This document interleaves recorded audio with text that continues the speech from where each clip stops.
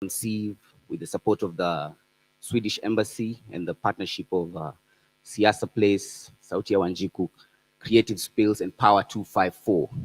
And I'm seeing we are joined by some amazing people here, socially distanced, wearing your mask, please. Keep wearing your mask and attempt to continue socially distancing. We are following the conversations on hashtag Democracy and Rights Festival. And our theme this year revolves around examining democracy and human rights under lockdown.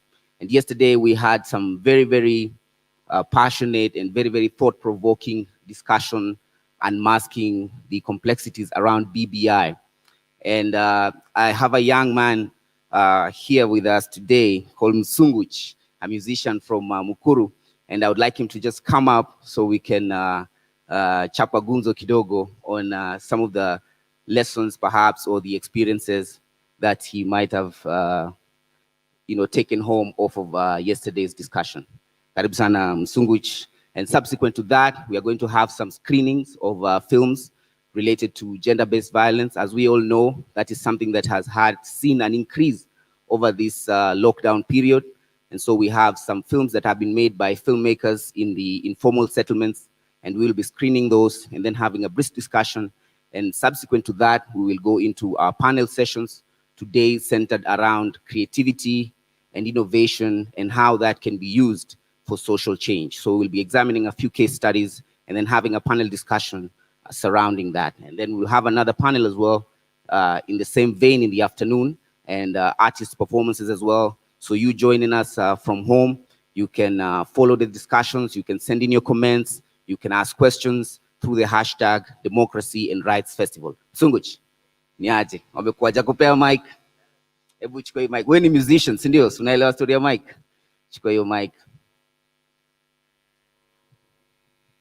So Msunguch ni musician kutoka Mukuru. Tulikuwa na yeye hapa jana, na jana kulikuwa na discussion moto sana. Tulikuwa na panelists hapa, walikuwa naongea the academic side of things, na tulikuwa na audience questions pia zilikuja, watu wakaongea the reality of how BBI affects them or their views on whether they support or reject the BBI. So nilikuwa nataka tuongee na Msunguch because kuna issues kadhaa zilikuwa zimetokelezea, na sijui wewe kama msee wa Mukuru, na wewe kama msee musician, na wewe kama msee youth man, wewe unaonaje historia ya BBI kulingana vile ulisikia discussions zikiendelea jana? First of all, to all those who are here, good morning. Yeah. Kulingana na kenye tulidiscuss jana with regard to BBI, actually I came to realize BBI, first of all, create a lot of push for referendum, of which some of these issues don't need for us to change the constitution completely, creating more offices, more top governmental offices. Yet where I come from, some basic needs such as water, such as simple justices are not even handled properly. So if the constitution that has been there, that was promulgated 10 years ago, has not been effective pale kwa ground, pale mtaani, hizo miaka zote 10 zenye zimepita, hii mpya yenye wanajaribu kuendorse hizi itatusaidiaje? How are we guaranteed that ita change the lifestyle yenye tumekuwa nayo all this time? Yeah, that's what I grasped from yesterday. So basically karatasi yani inaweza kukua lakini implementation ikosekana. Yeah. So wewe unaona watu wa implement ile kitu iko, alafu labda ndo waseme kuna improvements required ama vipi? Yeah, for me, I think the basic thing that needs to be done, let things work from the ground first. Let things work from the ground first. All those issues zenye watu wenzangu tunapitia huko mtaani, wacha ziangaliwe, zifanywe. All these cases are defilements zenye zinakuwa reported to the nearest social justice centers na hazikui looked upon vizuri. Wenye wanabaki wakiumia ni wale wenye wako defiled. Talk of young girls who are still in school, others are even as low as in primary school, honestly. Na kesi zinaenda tu zinapotelea tu huko hivyo. Some basic needs like water, vitu kama hizo, tusikuwe endorsed, tusikuwe yani persuaded kukubali kusign ama kufanya hii document ikam through, yeye hata hatujui ni nini in the first place iko ndani. Hatujui kama itageuza maisha yetu venye tumekuwa tukitaka hizo siku zingine zote ndio ifike sahi, instead of us waiting for a new Kenya, for a new environment to live in, nye tumekuwa tukitaka hizo miaka zote since enzi za ukoloni, tusijipate tumejirudisha huko, or we are still maintaining the same form of government or ruling here in our country. Mazewazi sana Msunguch kwa maoni hayo. And as you know, ladies and gentlemen, those of us join us here and those of you at home, the Democracy and Human Rights Festival basically is about bringing together stakeholders and practitioners, you know, in the areas of, or rather working in the areas of promoting human rights, consolidating democracy, and of course, advancing gender equality. So when we have young voices like Sunguch, and when we have also perhaps experts who might speak on the policy areas, through that connect and through that synergy, then perhaps we can find ways forward on how we can tackle these issues. Asante sana Msunguch. Okay. And so now, ladies and gentlemen, without further ado, we have a film from Miss Agneta Asitwa. This is a film that was shot in one of the informal settlements in Kenya, and it is a documentary following the life of a person with or rather a differently abled person who has suffered gender-based violence. And I believe the team is ready, and we're going to watch that film and then have a brief discussion with the filmmaker and her team. Alinitusi, wewe mke mlemavu utanisaidia na nini? Mke mlemavu utanisaidia na nini? Matusi mbaya mbaya. Nilisema Mungu wangu, sitang'ang'ana na huyu. Sasa niliona kifo na macho. Mimi nikasema maisha kama hii huwa unaenda hapo, mwingine amekufa na mwingine amebaki, au watu wote wauane kwa nyumba na watoto wabaki wakihangaika.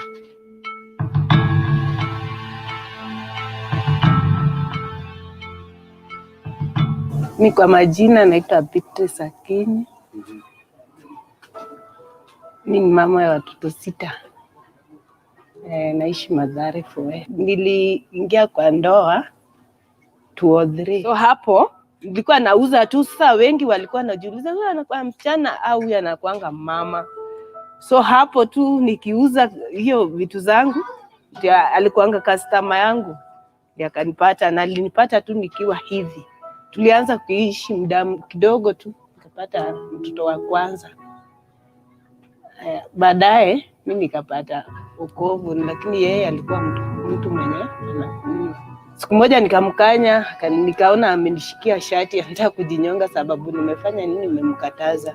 Awali nilikuwa nikipiga simu nikimuuliza mahali yuko, lakini hiyo pia ilileta shida.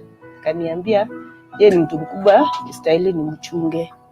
Sometimes utaona tu mtu anakuja saa 7 hivi amebeba mfimbo anataka kunichapa hata kanisani, mbona tumechelewa. Mamake mzazi alikuwa anachukua jukumu ya kukuja hata mahali tuko, anamuongelesha, anamjibu tu matusi, atanyamaza. Baadaye akirudi kwa marafiki akunywe, atarudi usiku anamshikia kisu, mbona unafanya nini, unamtetea. Kama ni hivyo mchukue muende na yeye.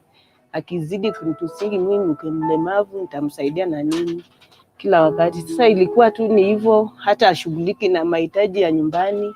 Shule alikuwa amewacha, hata alipi sasa watoto walikuwa sasa wameanza kujoin nursery school. Sasa ni hivyo tu, mimi niliona kuna uzito fulani sasa ameniachia kwa nyumba. So nilikuwa na struggle tu, naweza kopa pesa niweke biashara, nikiweka hata kazi ya duka, atarudi anafungua tu soda, analeta tu visirani, sijui bulb iko wapi, sijui nipe kitambulisho yangu, vitu kama hizi ili anipate.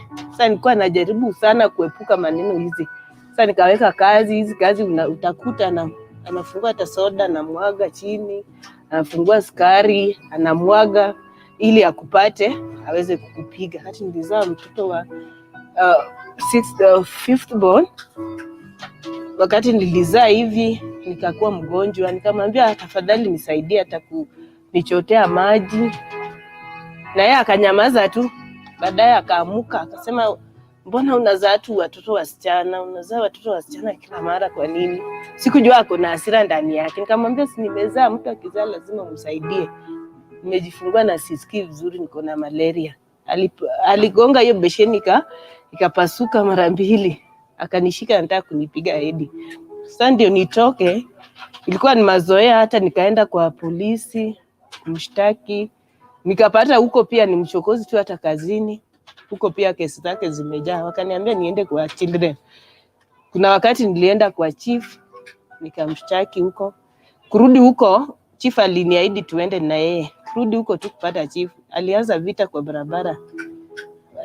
Akasema hata nimpeleke wapi, ataambia hata watu wa children, hata kila mtu ati anafanyanga 50 bob, tagawa 25. Kuna wakati mama yangu mzazi alikufa na watu wako wakatoa tu jeneza na kaweza kutoa ng'ombe ndogo tu ili waende kutengeneza mboga huko. Hiyo ndio ilikuanga matusi kila wakati, nilikutoza mahari sanduku na ng'ombe hivyo. Sasa ilikuwa tu matusi. Sasa siku moja hii vita yake ilizidi, majirani pia wakaingilia, wakasema kila wakati unatesa huyu mama, tuambie kama huyu mama ni bibi yako au ulimuokota au ni nini na kusumbuaga kila siku, kila wakati ukikuja ni vita, utaki amani.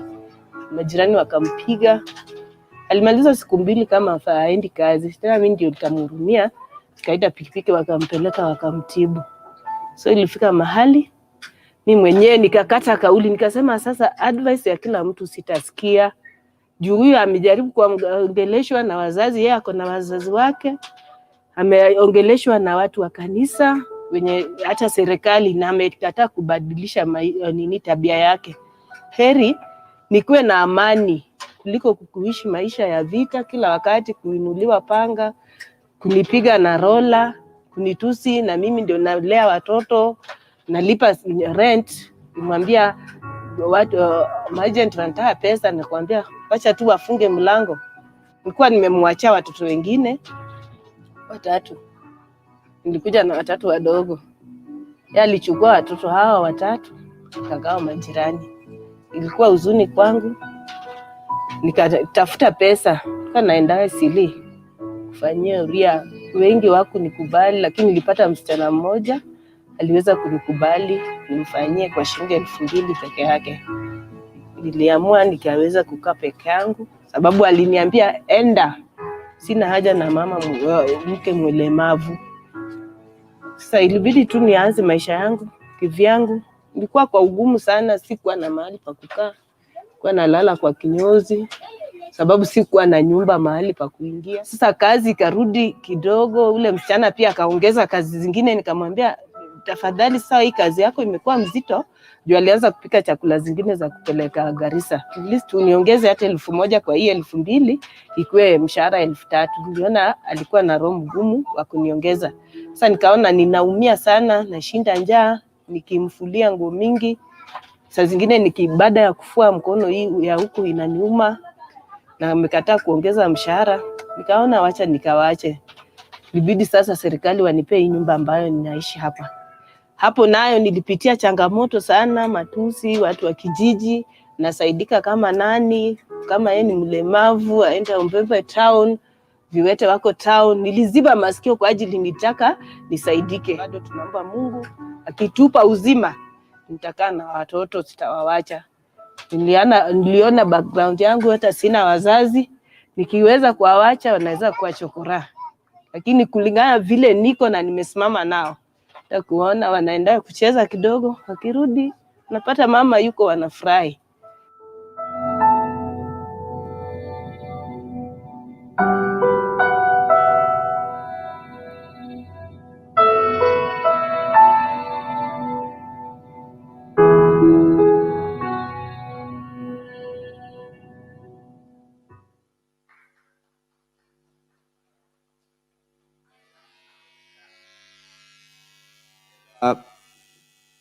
I would like now to take this opportunity to invite 3 members of the team that is responsible for creation of this film.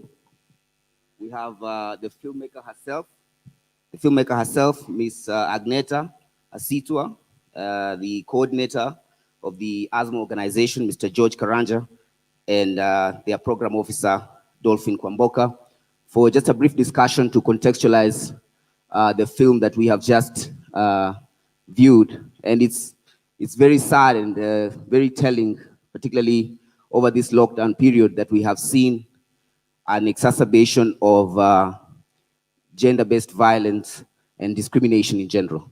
Karibu sana. So if you could just grab a mic.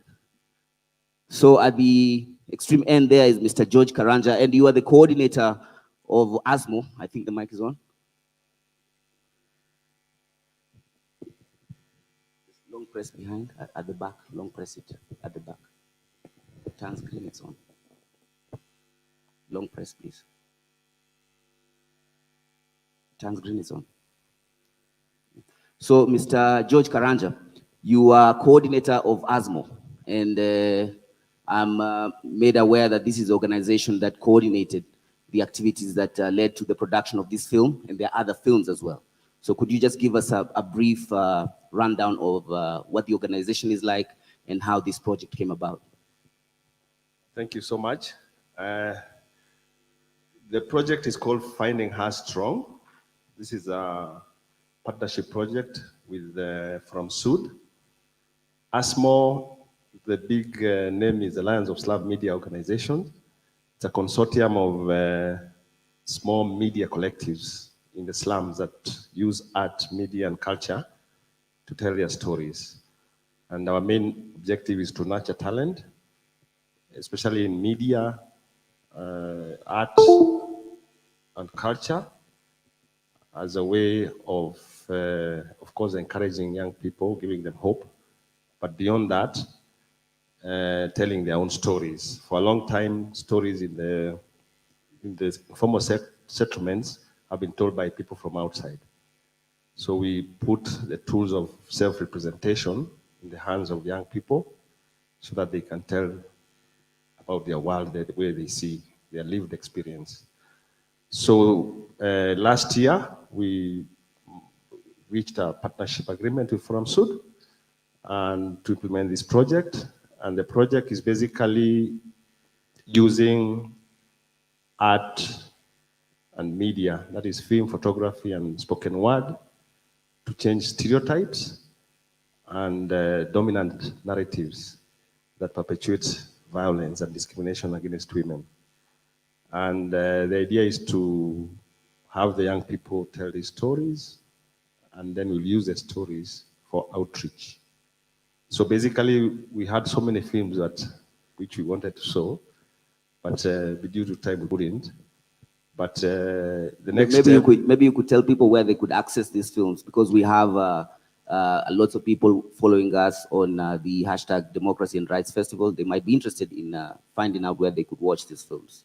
Okay, actually the films, we had a competition which is over now. We have nominations, so we are going to a public voting phase, which is starting from Monday, and you'll be able to see all these films on our YouTube channel and also on Facebook.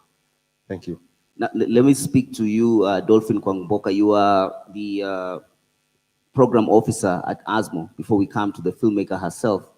And we have seen a story there, very, very heart-wrenching story of a lady who is differently abled and also has been a victim of gender-based violence.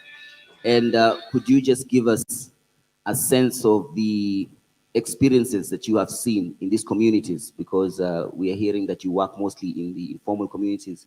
We don't hear a lot of stories from there. Perhaps even reporting gender-based violence is a problem.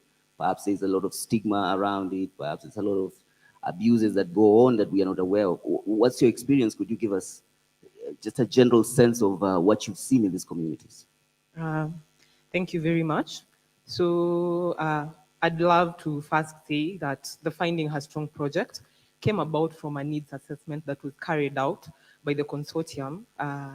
As you've been told by George, the consortium works in 3 informal settlements: Dandora, Korogocho, and Mathare. So from the needs assessment carried out during this COVID-19, we were able to realize that there are so many people in the informal settlements going through gender-based violence, and not just the one common physical violence, but other forms of violence that they could not speak out And that was what informed our project. So, and this was exacerbated by the pandemic. So during the pandemic, due to the restrictions of movement, we saw a rise in domestic violence cases.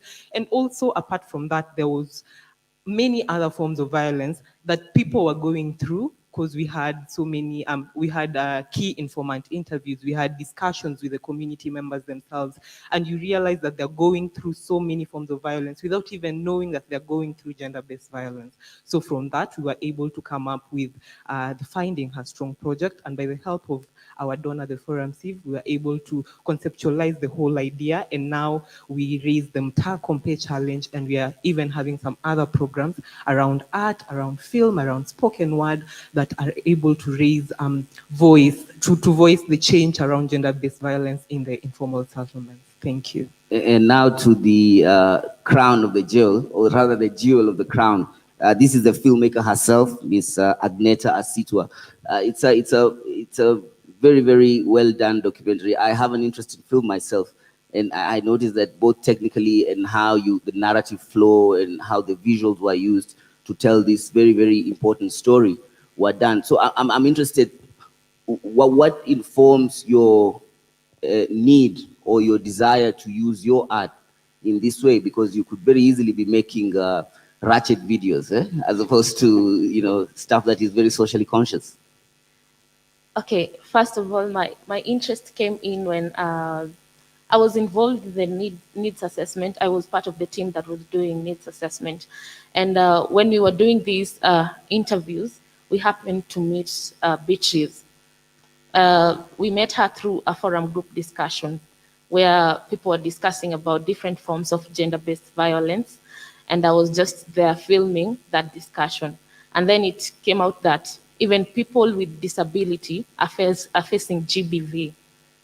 And this really, it affected me, because I was like, how can a person be disabled and still facing violence at the same time? And it's physical violence.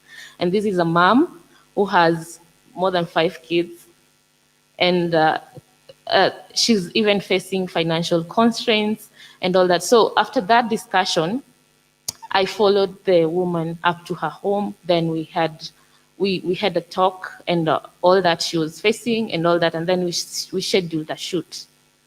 And then in the film I was the editor. I had to gather all that crew to do that. It was not for pay, but I felt like this story needs to be addressed. People need to know that there are some people with disability who are facing GBV, and these people need to be helped in some way financially, or they need to be empowered. People in the I'm a filmmaker from Mathare, and people from the slums are not empowered enough to fight for their rights. Like, this woman didn't know that she was facing gender-based violence. She didn't know that it was her right not to be violated by the husband. You've heard her saying that the husband alipeana sanduku na ng'ombe siku ya kuzika mama yake. So the husband thinks that he owns her due to that, and that's so wrong. She has a right as a woman, as a Kenyan, as a citizen. It's so basic that you even can't imagine that someone cannot understand something basic as that. So I needed to do film like this, and even more. We did even another one for a disabled man being violated by a woman, their wife. And I felt like we need to tell these stories more so that empowerment can come to the slums. Absolutely, and I think we can agree that the first step towards any attempt for social change is awareness. So I would like to really congratulate you for this wonderful film, because now it exposes a problem to perhaps an audience that wasn't aware of it, and you can also build allyships and partnerships around this and perhaps attempt to solve this problem. So thank you so much for your wonderful, wonderful film, and thank you, Mr. George, for coordinating this, and Kwamboka and Agneta, asante sana, and we hope to see more films coming out of these communities, so that we can change the narratives and dismantle some of the stereotypes that exist in the country. Asanteni sana. And as we are continuing, we have a panel that is coming on later on after a performance by a very powerful poet, Mr. Dorfanage. And today's theme is on the use of creativity and innovation to, advance social change. So as you can see, it's very, very relevant that we were screening this film here today. It's very in line with the theme of today's session at the Democracy and Human Rights Festival. If you're following us from home, of course, the hashtag is Democracy and Rights Festival. And so now, as my very, very, very nice guests here leave the stage, we would like to invite Mr. Dorfanage to just prepare himself and come up on stage and give us a performance. And then subsequent to that, we will have a panel discussion led by Professor Njogu.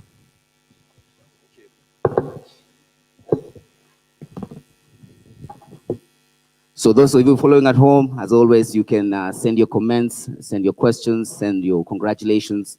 If you have any need perhaps to contact some of the filmmakers or some of the panelists that you'll be seeing today, you can always run that through the hashtag Democracy and Rights Festival. I believe Mr. Dorfanage is ready, and if you could just come up and give us a performance, and then after that, we'll go into a panel discussion surrounding the use of, we'll have some case studies surrounding the use of creativity and innovation in advancing social change. Mr. Dorfanage, karibu sana. If you're within the auditorium, please just come up. And as we have been saying on and on, the Democracy and Human Rights Festival is coordinated by Forum Civ with the support of the Swedish Embassy. And also we have some partners who have been working with the festival. That is Siasa Place, Power 254, Creative Spills, and Sauti ya Wanjiku. And I see Mr. Dorfan has just entered the auditorium. As usual, artists, they like to be late. It's an expression of how powerful their work is. So as Mr. Dorfan comes up, please keep tweeting. Please keep sending your comments on Facebook under the hashtag Democracy and Rights Festival. Karibu sana, Mr. Dorfan, a spoken word artist based in Nairobi. Karibu sana.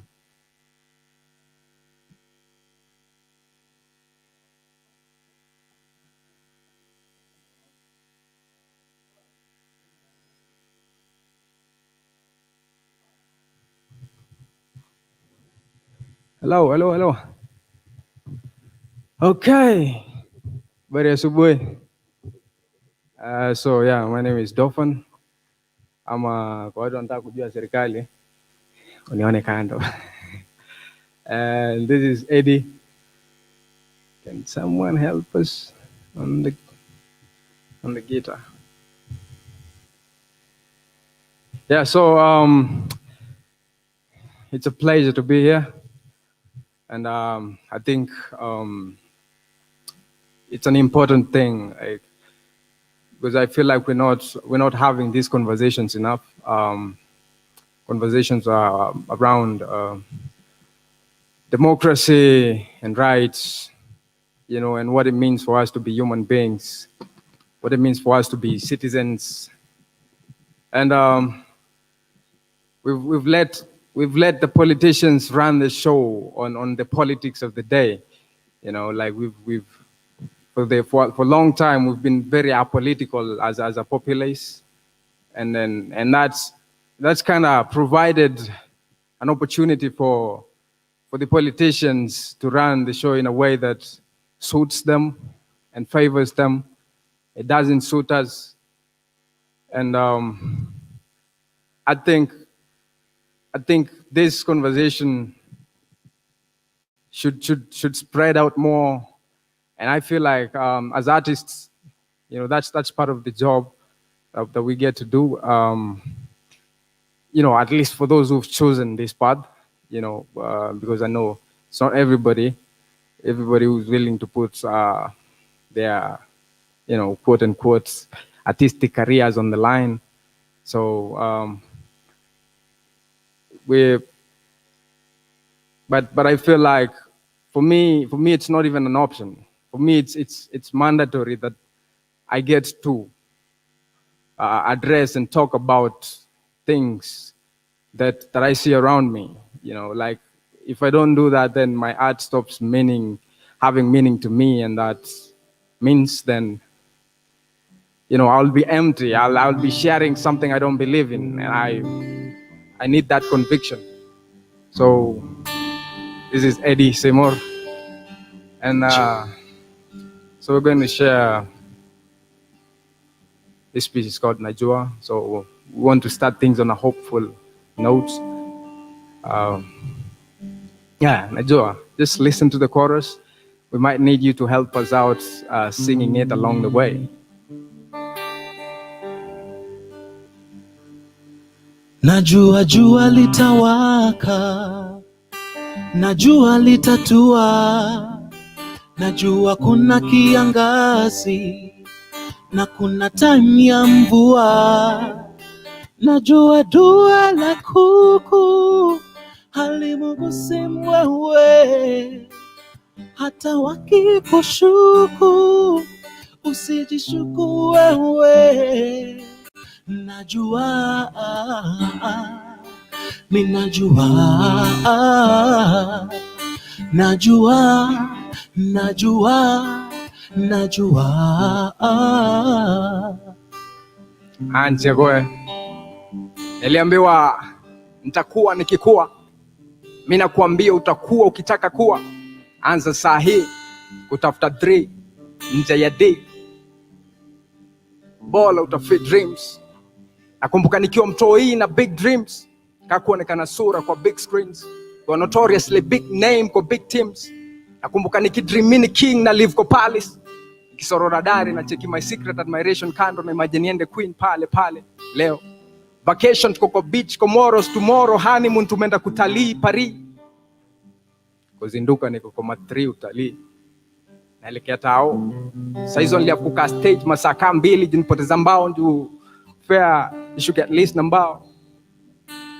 Enda kuperform event organizer nilipia nadai kuni appreciate na hope afike at least kitao. Ndio ile time ya mwezi unajua vile kuenda landlord akishaanza knock kwa milango za hao. Najua nimekanyanga landmine lishapitisha deadline na wisha mesahau.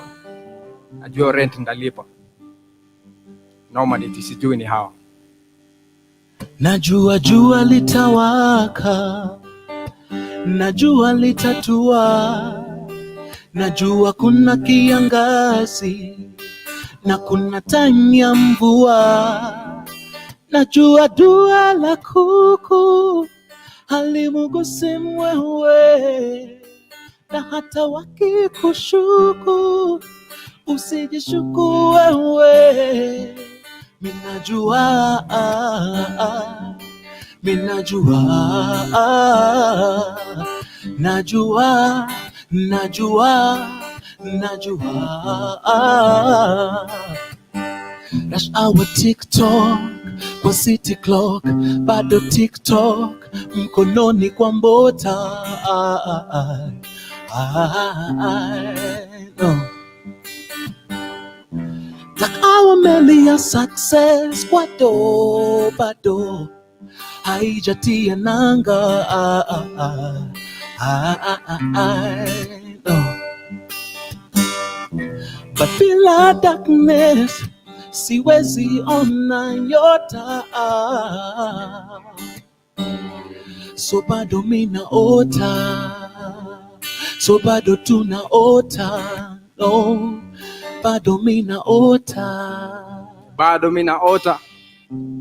Ataka jana kwa ndoto nimejiona minister, only to wake up to the fact that jirani anijui jina. Kisirani naingia nataka nikitii jani, but this time mimi amelenga hawezi zima. Ananikumbusha distance haizidi kina, so bado mina ota. Ya bado mina ota na sitachoka kuwait.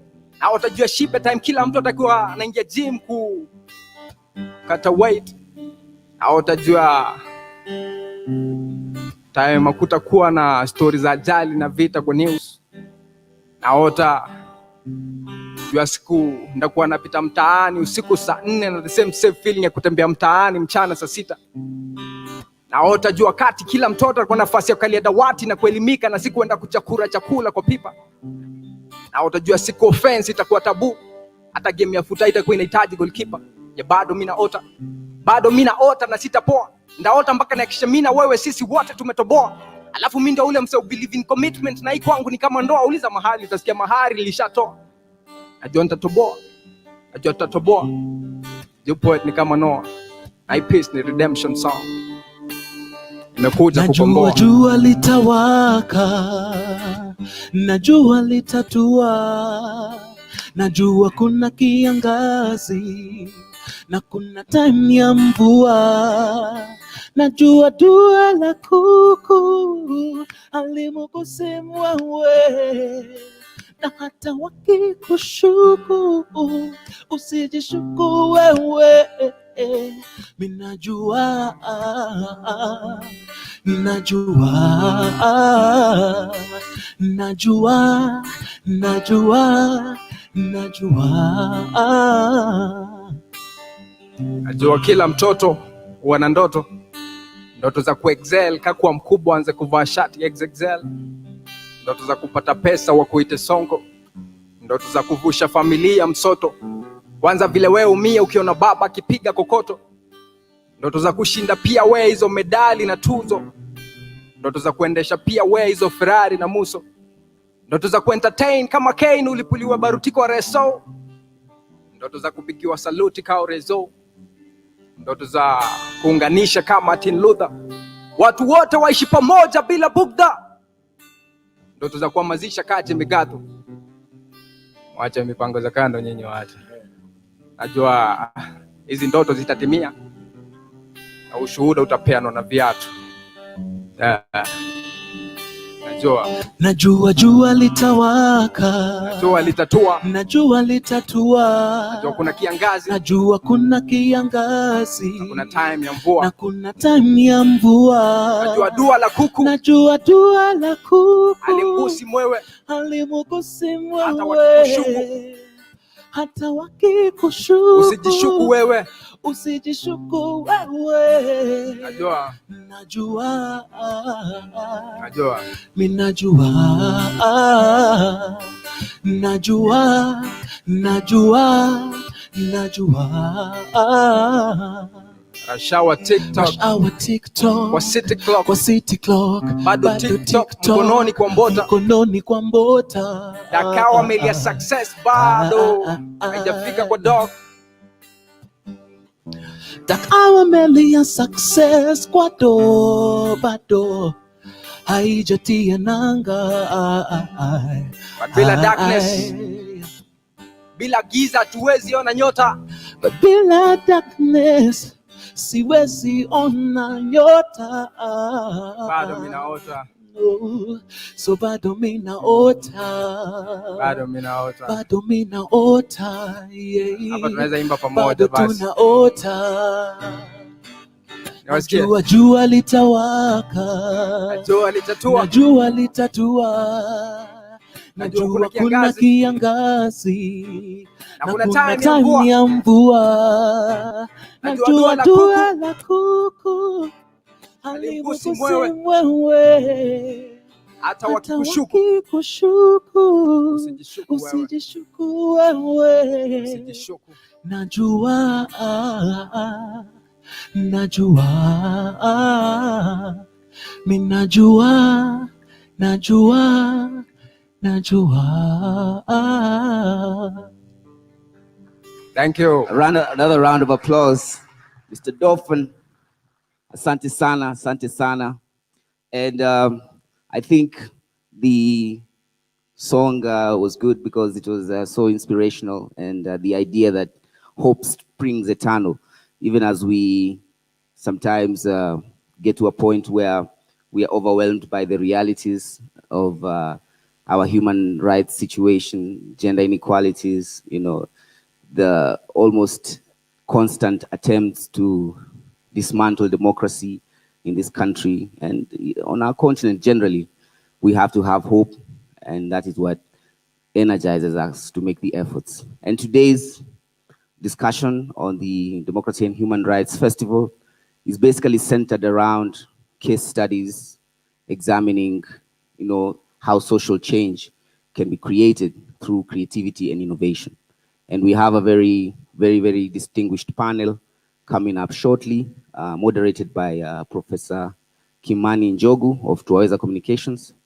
And I wouldn't want to take too much time. I would like to allow the professor to come up, and then he will invite his discussants, and we will begin this conversation.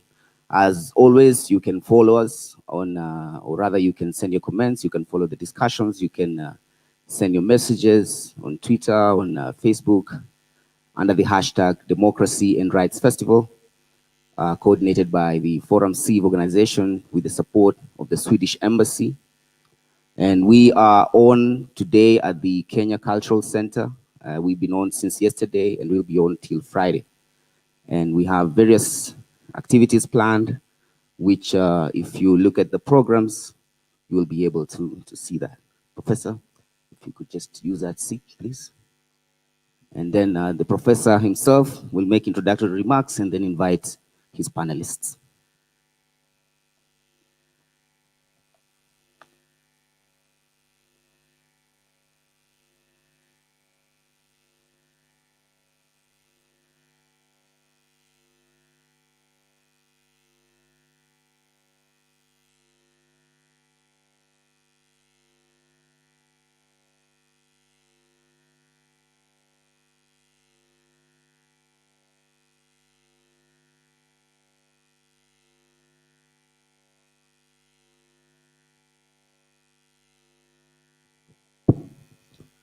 Good morning. Let me begin by saying that it's my pleasure really to be here this morning to run a conversation around the intersection between art, human rights, and democracy.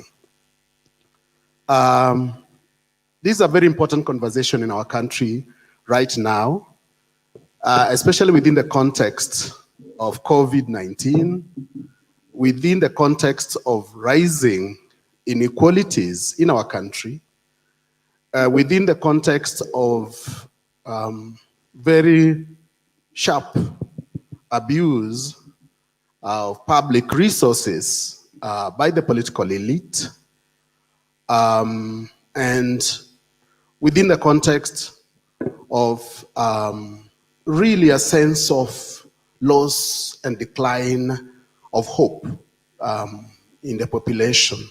And therefore, we will be discussing what the artists are doing, can do to shift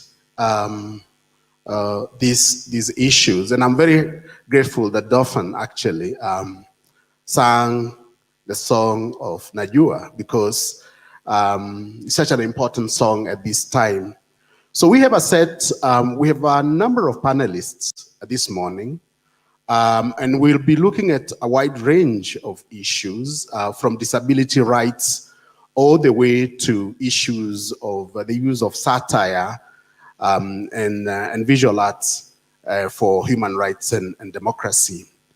The way I want to run this is that I'll have a conversation with each of the panelists separately, and then later they'll all join us here to interact with all of you.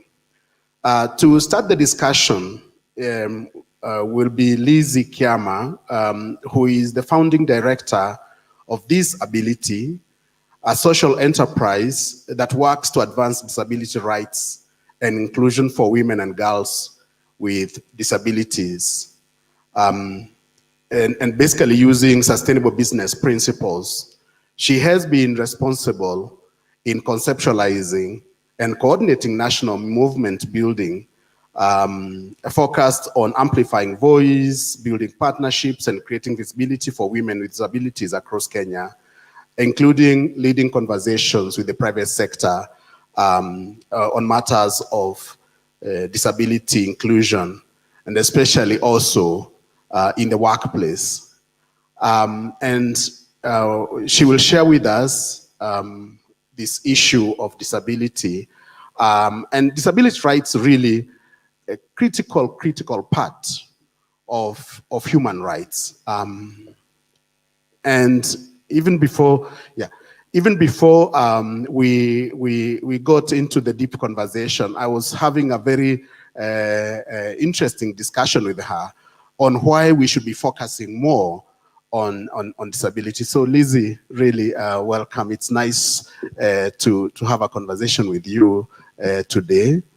And I think that the way I'd like to have this discussion with you is for you to tell us a little bit about disability, the work that you do, and what you are learning from your work, and then we'll go deeper into our conversation. So you can do that for us. Thank you. Thank you very much. Good morning, everybody. I am extremely grateful for this opportunity to be here. So I founded Disability in 2012, and the idea was to try and disrupt the narrative, the charity narrative that is prevalent in the disability community.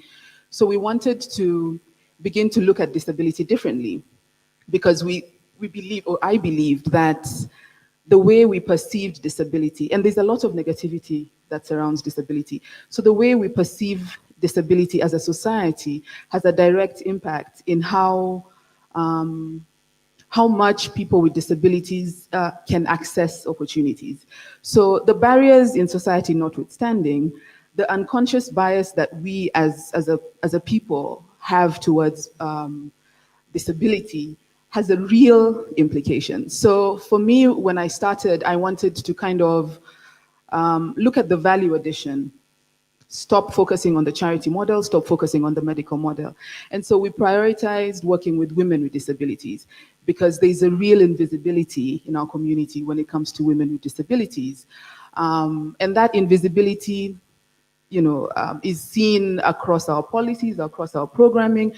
We don't think about women with disabilities. We don't think about persons with disabilities in general, but women with disabilities. And when it comes to their sexual and reproductive rights, then that is a non-issue when it comes to the development sector. So I wanted to do that, and particularly I wanted also to focus on the business community and how it's looked at issues of disability rights and inclusion, and how the invisibility in marketing within businesses, invisibility within advertising, the media plays a role in our policies, in our leadership decisions, and in all our programming. So in brief, that is what Disability Trust works on. We focus on sexual and reproductive rights, and we focus on exploring how does advertising and marketing, and we play around with those two aspects and seeing how we can explore them from a programming standpoint. So basically focused on the private sector, looking at the perceptions, moving away from the medical, approach to a much more sociological approach, and shifting, really shifting perceptions and so on. Now that of course calls for a type of engineering, which is really social engineering, where you are saying, hey guys, we need to pay attention to this issue and to meet people with disability from where they are in terms of what they are able to do, not in terms of what you would like them to do. Could you share with us a little bit about what that has been? I mean, how difficult is it, or how easy is it to get this shift in the workplace and the private sector?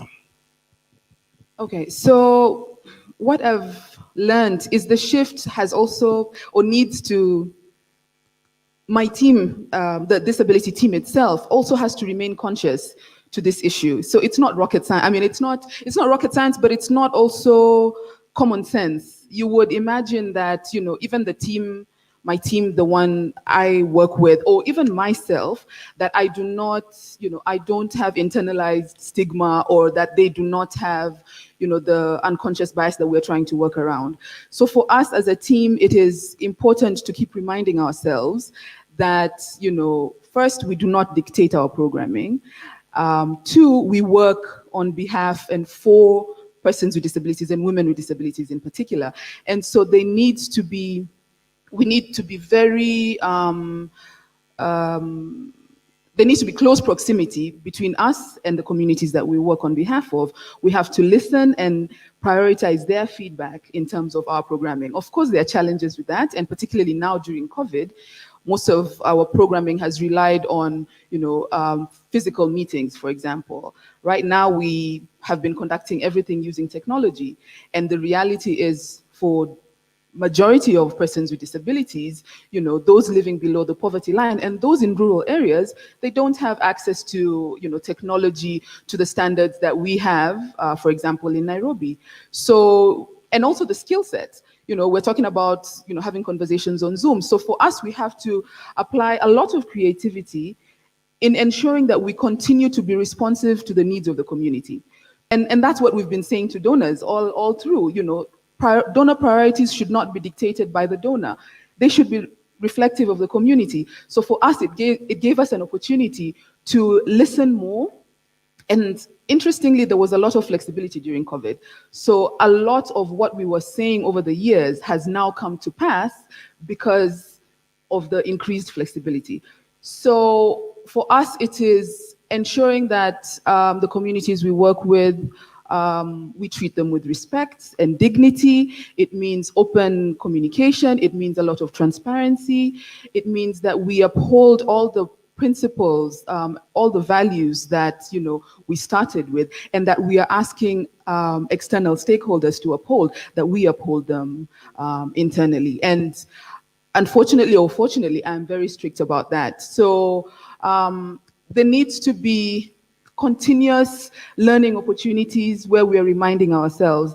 That's a lot that I have seen. And so for me, if we cannot model the society that we want to see internally as a team, then we really have no right to take it outside. So it's very important that internally that we have that system. Absolutely, and of course the arts are really central to issues of modeling. I mean, they model the type of society that is possible, because they not only teach us about the lived experience, the past, the present, but they are able to project, what is possible.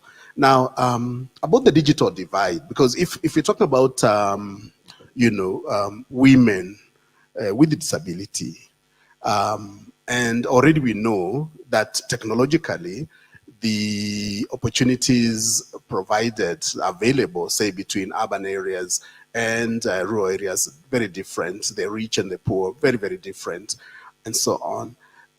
And I would imagine then that women with disability experience the digital divide even more sharply. And so the question is, I mean, like, how do you facilitate, of course, beyond working with partners to listen more, because I think they have to keep listening more to the communities that they work with, so that the communities drive this.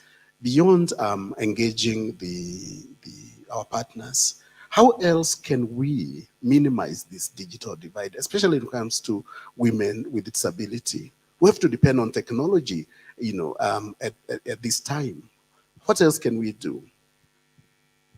Apart from increased investments, I think the basic foundation of all our societies, and even access to technology, is access to education.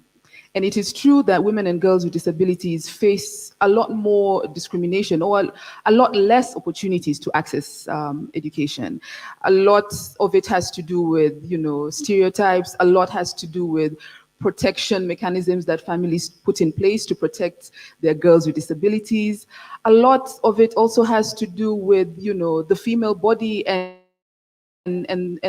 once a young girl begins to menstruate, and as a young woman with a disability, that will bring additional challenges, particularly in an area where there are no accessible facilities. So first, we have to ensure that all children, girls, boys included, those with disabilities and those without, are accessing education. We also have to ensure that as they access education, and this is purely responsibility of the state, and as they access education, that education is relevant. We find that in the disability community, a lot of the schools are segregated. So you have schools for the physically disabled, you have schools for the deaf, schools for the blind, and a lot of these schools are under-resourced. And when they're under-resourced, the curriculum tends to focus on the impairment. So how do you navigate life as an individual who uses crutches, as an individual who uses a wheelchair, who needs braille, and all these support mechanisms. But then we forget that these young people will go into the work environment and will need to thrive in a very competitive space. And it is true that the curriculum that segregated schools offer, even non-disabled schools, that the curriculum is not up to par.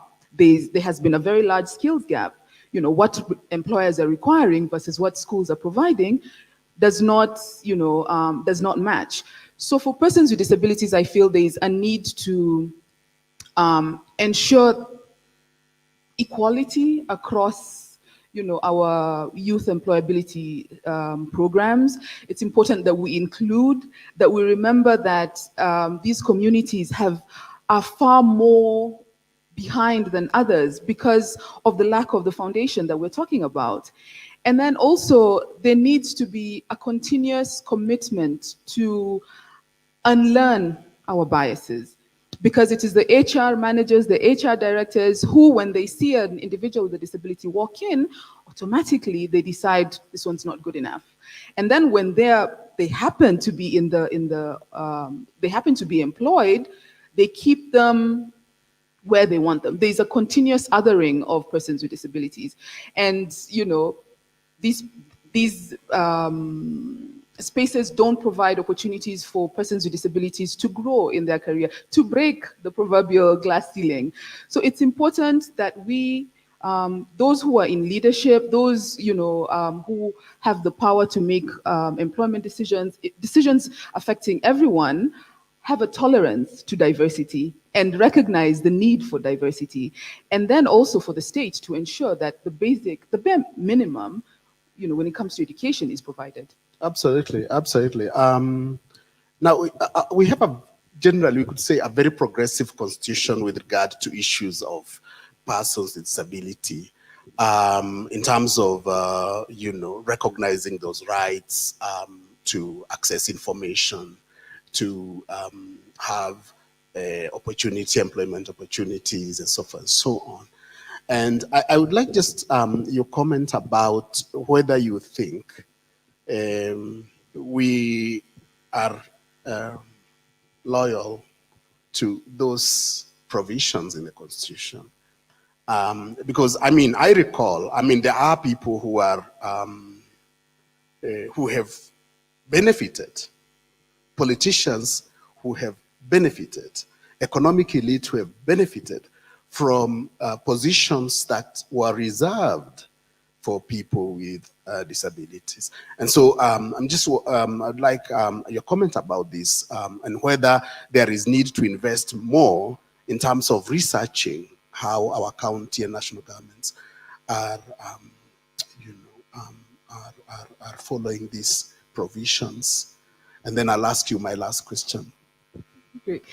So, yes, it is true that, there are specific slots that have been provided to ensure that there is representation of persons with disabilities in our government, through the Constitution. But in my opinion, I'm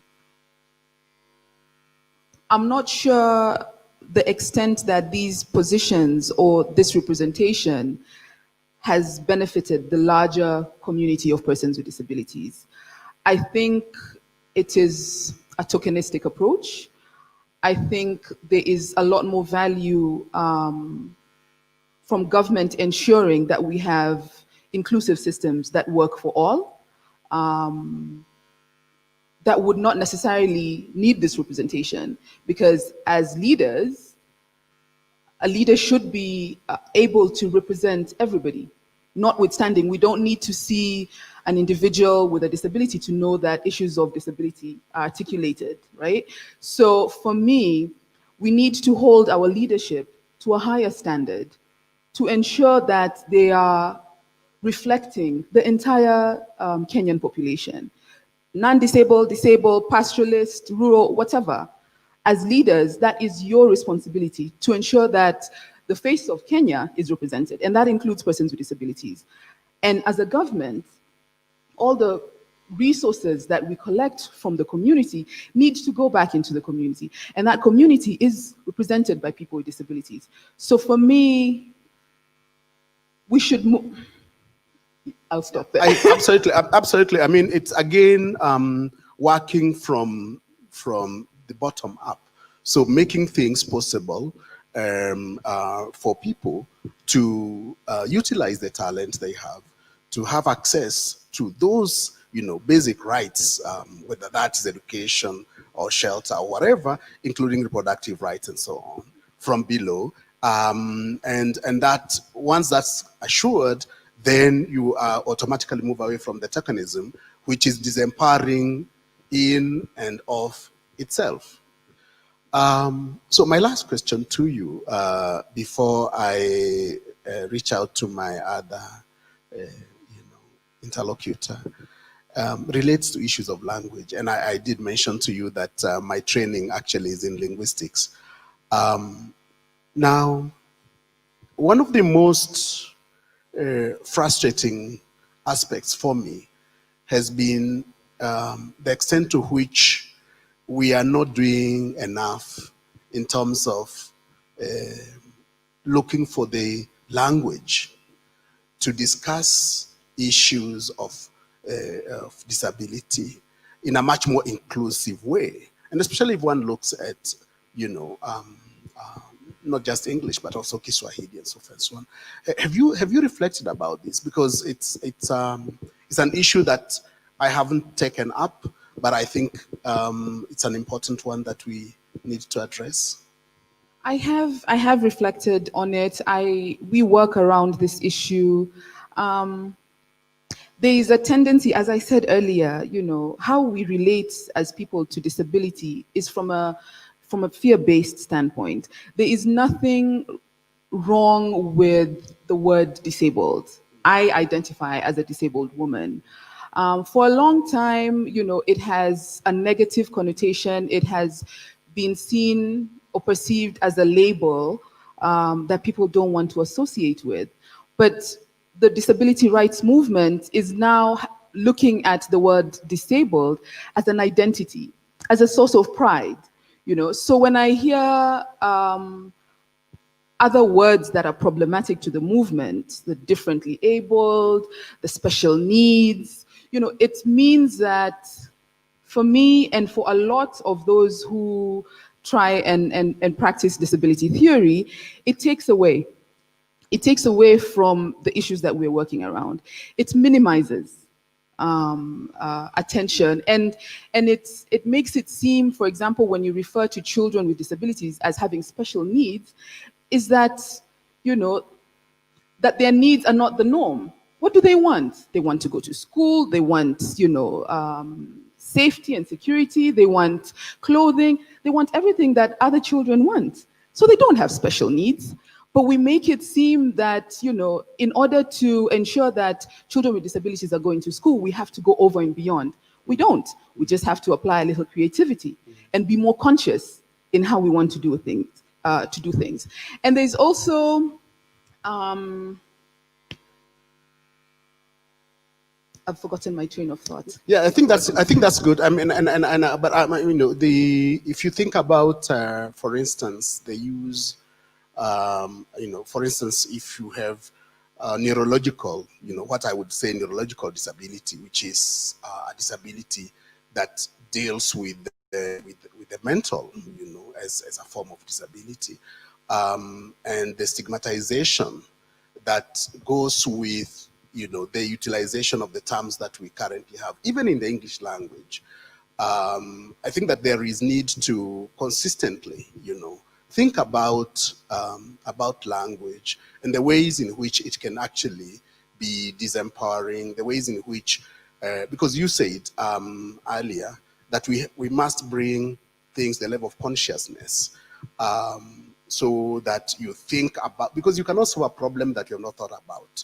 So you have to think about a problem to solve it. You have to want to think about it. Yeah, you have to want to think about the problem. So I think so I think that is I think very, very important that even with regard to language, I think we will need to go back the community to find the right language that, I just remembered my thoughts. Yes. You know how we say we have, phrases in English, as blind as a bat, as deaf as whatever. Yes. Those things, we say them very unconsciously. Yes. I learned them in school, writing our compositions, this is what we use, but they have a real meaning. Yeah. They have, real implications. We then think of persons who are deaf or who are blind as, we associate them to, Absolutely. animals, or to we impersonate them. And then in Kiswahili, when you look at how Kiswahili looks at disability, there's kiwete, kiziwi, kipofu, then is it kiwi? It's a thing. Yes, it's not a human being. Absolutely. It's like meza, So there's a disassociation and a dehumanization of individuals with disabilities when it comes to our language. That was my thought. Absolutely. And I think that the arts have a fundamental role to play in terms of actually deconstructing that language and amplifying an alternative language and an alternative perception, of people with disability. I really want to thank you, Lizzie. Thank you very much. For the conversation. I would like us to have a moment to talk a little bit about music with Octopizzo. Now, Octopizzo, many people do not know that he's actually Henry Ohanga, an award-winning recording and performing artist, humanitarian, and entrepreneur. He's an acclaimed hip-hop artist and activist with several national and international awards to his name. He has served as youth ambassador for several non-profits and is also prominent supporter of UNHCR Kenya. Although he loves music passionately, he also is very passionate about philanthropy and has been involved in numerous humanitarian engagements, mostly with UNHCR, through the Artists for Refugees and Refugee Genius projects, which involve refugees and Kenyan youth in building their talents through music and the arts. He has studied at the University of Pennsylvania, as well as Harvard Kennedy University in Boston. And he's also been hosted in TEDx in 2018 and showcased his program. Octopizzo, if you can join us, that would be great. And we will talk a little bit about his contribution to music and his views about music. Let's welcome Octopizzo. I think you.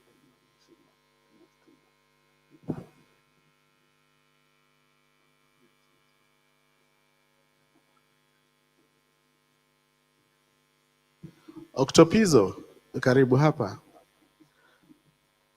Naam, it's so nice to be with you again and to have this conversation with you. Let me say that when I'm talking with the artists, I find myself in very familiar terrain because I am, that's how I began my life also, really in the art space, but as a playwright, not as a musician. I panicked at the possibility of playing the guitar, actually.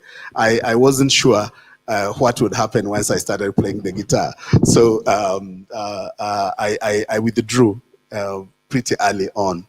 So I want to just get a sense of the work that you do. And if you could also just share with us, in terms of that work, beyond music and Artists for Refugees, also talk a little bit about the Octopizzo Foundation, because I think that's a very interesting area of engagement. If you could just tell us a little bit of that, as well as the journey that you've taken. Yeah. Niazen. So yeah, my name is Ohanga Don. I'm trying to drop the Henry for now. And I'm a hip hop artist and entrepreneur. I'm here as more of the foundation side today. And we started the foundation officially registered in 2016. But before that, I started community work before I started doing music. So many people don't know that. So before it was just a community-based organization called Young, Gifted, and Black. So it was just young people who were like out of high school and not going to university, and we didn't know what we want.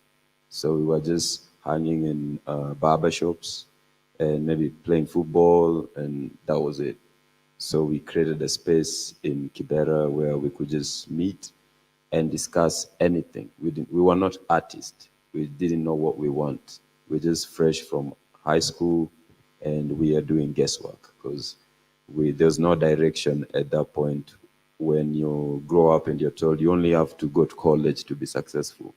So it was a tough time, but it was exciting that people started thinking more creative, more than, and the most importantly was people thought of them being their own bosses more than being employed. Because I feel like our parents raised us only to be employed. Like you have to be a doctor so that you can be employed as a doctor. You have to be a lawyer. You have to be this. And for us, it's like, what can we create without being employed as young people of Kibera? And we thought those like dancers. So yeah, we met dancers, we met people who were drawing. I started building interest in rap music. And this was our space. This is our safe place too for young people who are coming from a very crazy homes. Because in our homes in Kibera, we don't have bedrooms. Like you don't have your room. You know, this is your mom and your dad and your 5 or 10 siblings are there all the time. You don't have your space.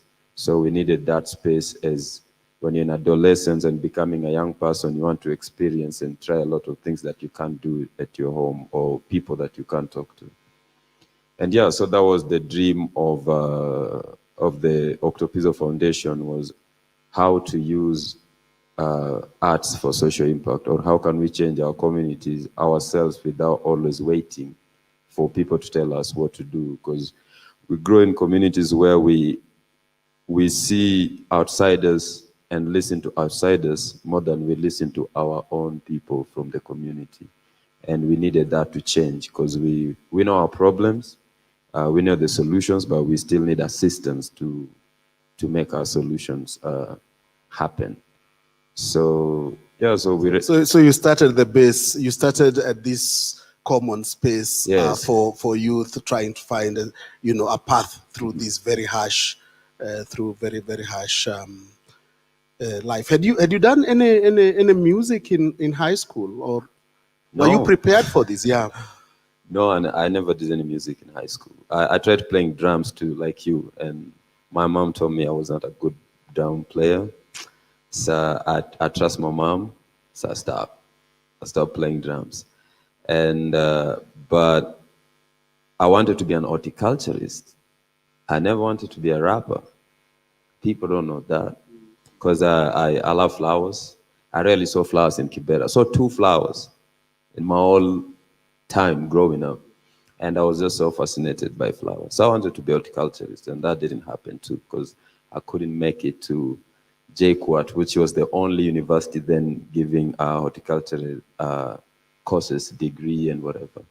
So yeah, so I stopped that and just started doing normal jobs. I did construction. I was an electrician for 2 years. And through that is when I started getting more in like love with music, because when you're making like clients' car and you're just playing their radio there. And I started like kind of being excited about that lifestyle and how music is powerful in every scene. Like whether you work in a garage, you always have to listen to music when you're working, when it's a wedding, when it's a funeral, when it's a sad day, when it's a happy day. And I wanted to be part of making that possible, like through music. but I was never. Wow, that's so you even did construction and so on. So you really experienced, you know, the workplace away from the arts. You know, so I you know, I'm very interested in the phenomenon of the creative talent located in our, you know, in our communities as a way out of the challenges that we face, because the formal route does not seem to work, and that one has to find a path. But you see, you can find a path without the social consciousness. You can find that path without feeling that your music must serve society. You know, you say, well, you know, this music serves me. So at what point did you decide, you know something, this music is not just about me, it's also about my community and the people and the people around me? At what point did this happen? I think this was around 2012, when I think I had my first, would say, radio song. So we had songs, but then never made it to radio. But this was when I first had the radio song, and I saw how people reacted to a song, people that I didn't know, people who didn't come from my community. Because sometimes when only your community gas you up, you just think, they're just doing this because they know me. And then when you see other people reacting differently who don't know you and they've never heard of you, but that thing excites them, you start questioning, like, oh, what else can this thing do? If I'm sitting here in Kibera recording, when I'm recording, it's just me and my producer, and then there's over thousands of people reacting differently to what we are doing. So what else can we do with it? So this is the point where I felt like, as young people, and when you grow in communities like ours, there's a certain way you're raised by default. Like, you have to learn how to live with people. You have to learn to appreciate every little thing, and you also have to learn how to use your power. So, like, in the community, we have community leaders who we respect probably more than the MPs, and people don't understand that. So I was not a community leader then, but through music, I was given this job that was not mine. Like, everybody thought I had the answers now to being successful, to doing music, and I didn't. Then I didn't, because I was also doing guesswork, and it worked. But after some time, I had to go back to school and understand what I actually loved before music, and how I can use my music now and my status to like marry them and create an impact. So how are you marrying them and creating an impact? So I started when we finally officially registered Dr. Pizzo Foundation. We started running programs in my community. One, we started with like just talking to all upcoming creatives.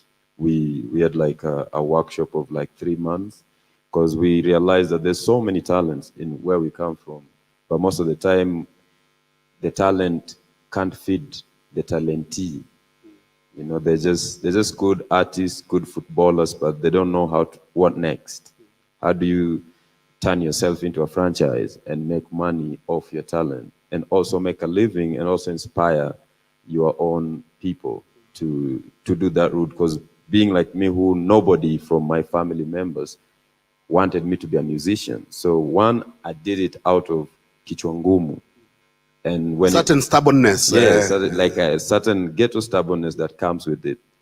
And I had to polish the stubbornness to make it cool, so that they don't realize I'm stubborn. And then it worked. Because it worked, now your family also looks at you different now. But I also tell them it could have not worked. But that doesn't mean the next person should not try just because it didn't work with me. And that's the most important essence that we were trying to push in the community, that even when we are here 100 people, not all of us will make it through this one way, but we all can make it. It doesn't have to be only through music, through football. We can, when we have spaces, you realize what your talent is, and you start like putting more work on that. Because when I started, I was doing graffiti, then I was modeling. I didn't know what I wanted. I was just trying everything until I settled at rap. And when you don't have space to try this stuff, you miss on a lot that you could have done as a young person. And so, yeah, we started programs on entrepreneurship, business modeling.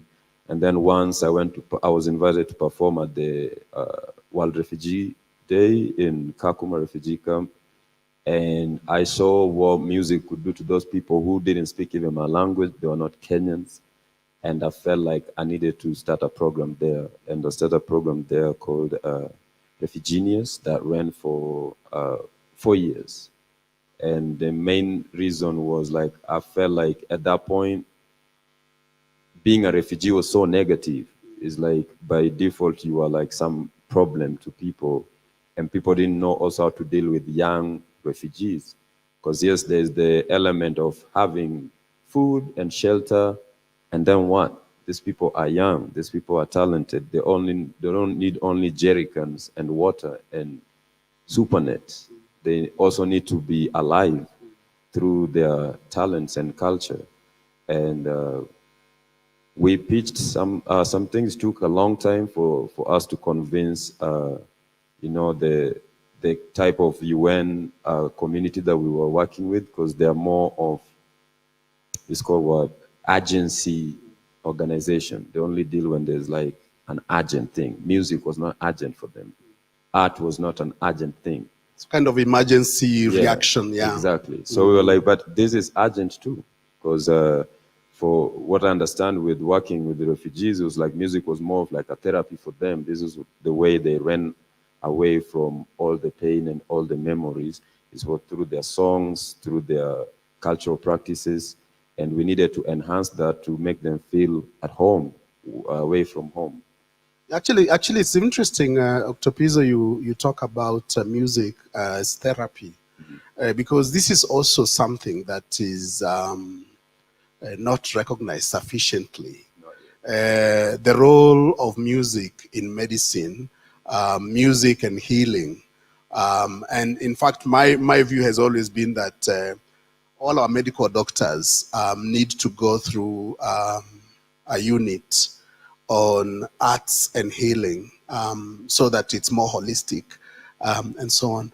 So just to take you back a little bit in terms of that idea of what music can do. So music can give people hope. Music can heal. Music can create employment for people. But music can also be a driver for the respect of rights of people.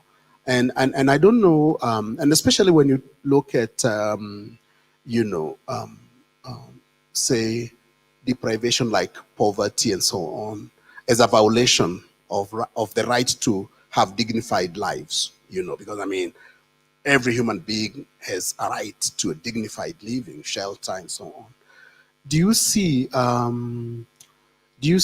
musicians do you see yourselves, really doing enough in this area? And is there something that we can actually do to contribute more towards this idea of more equal societies through music?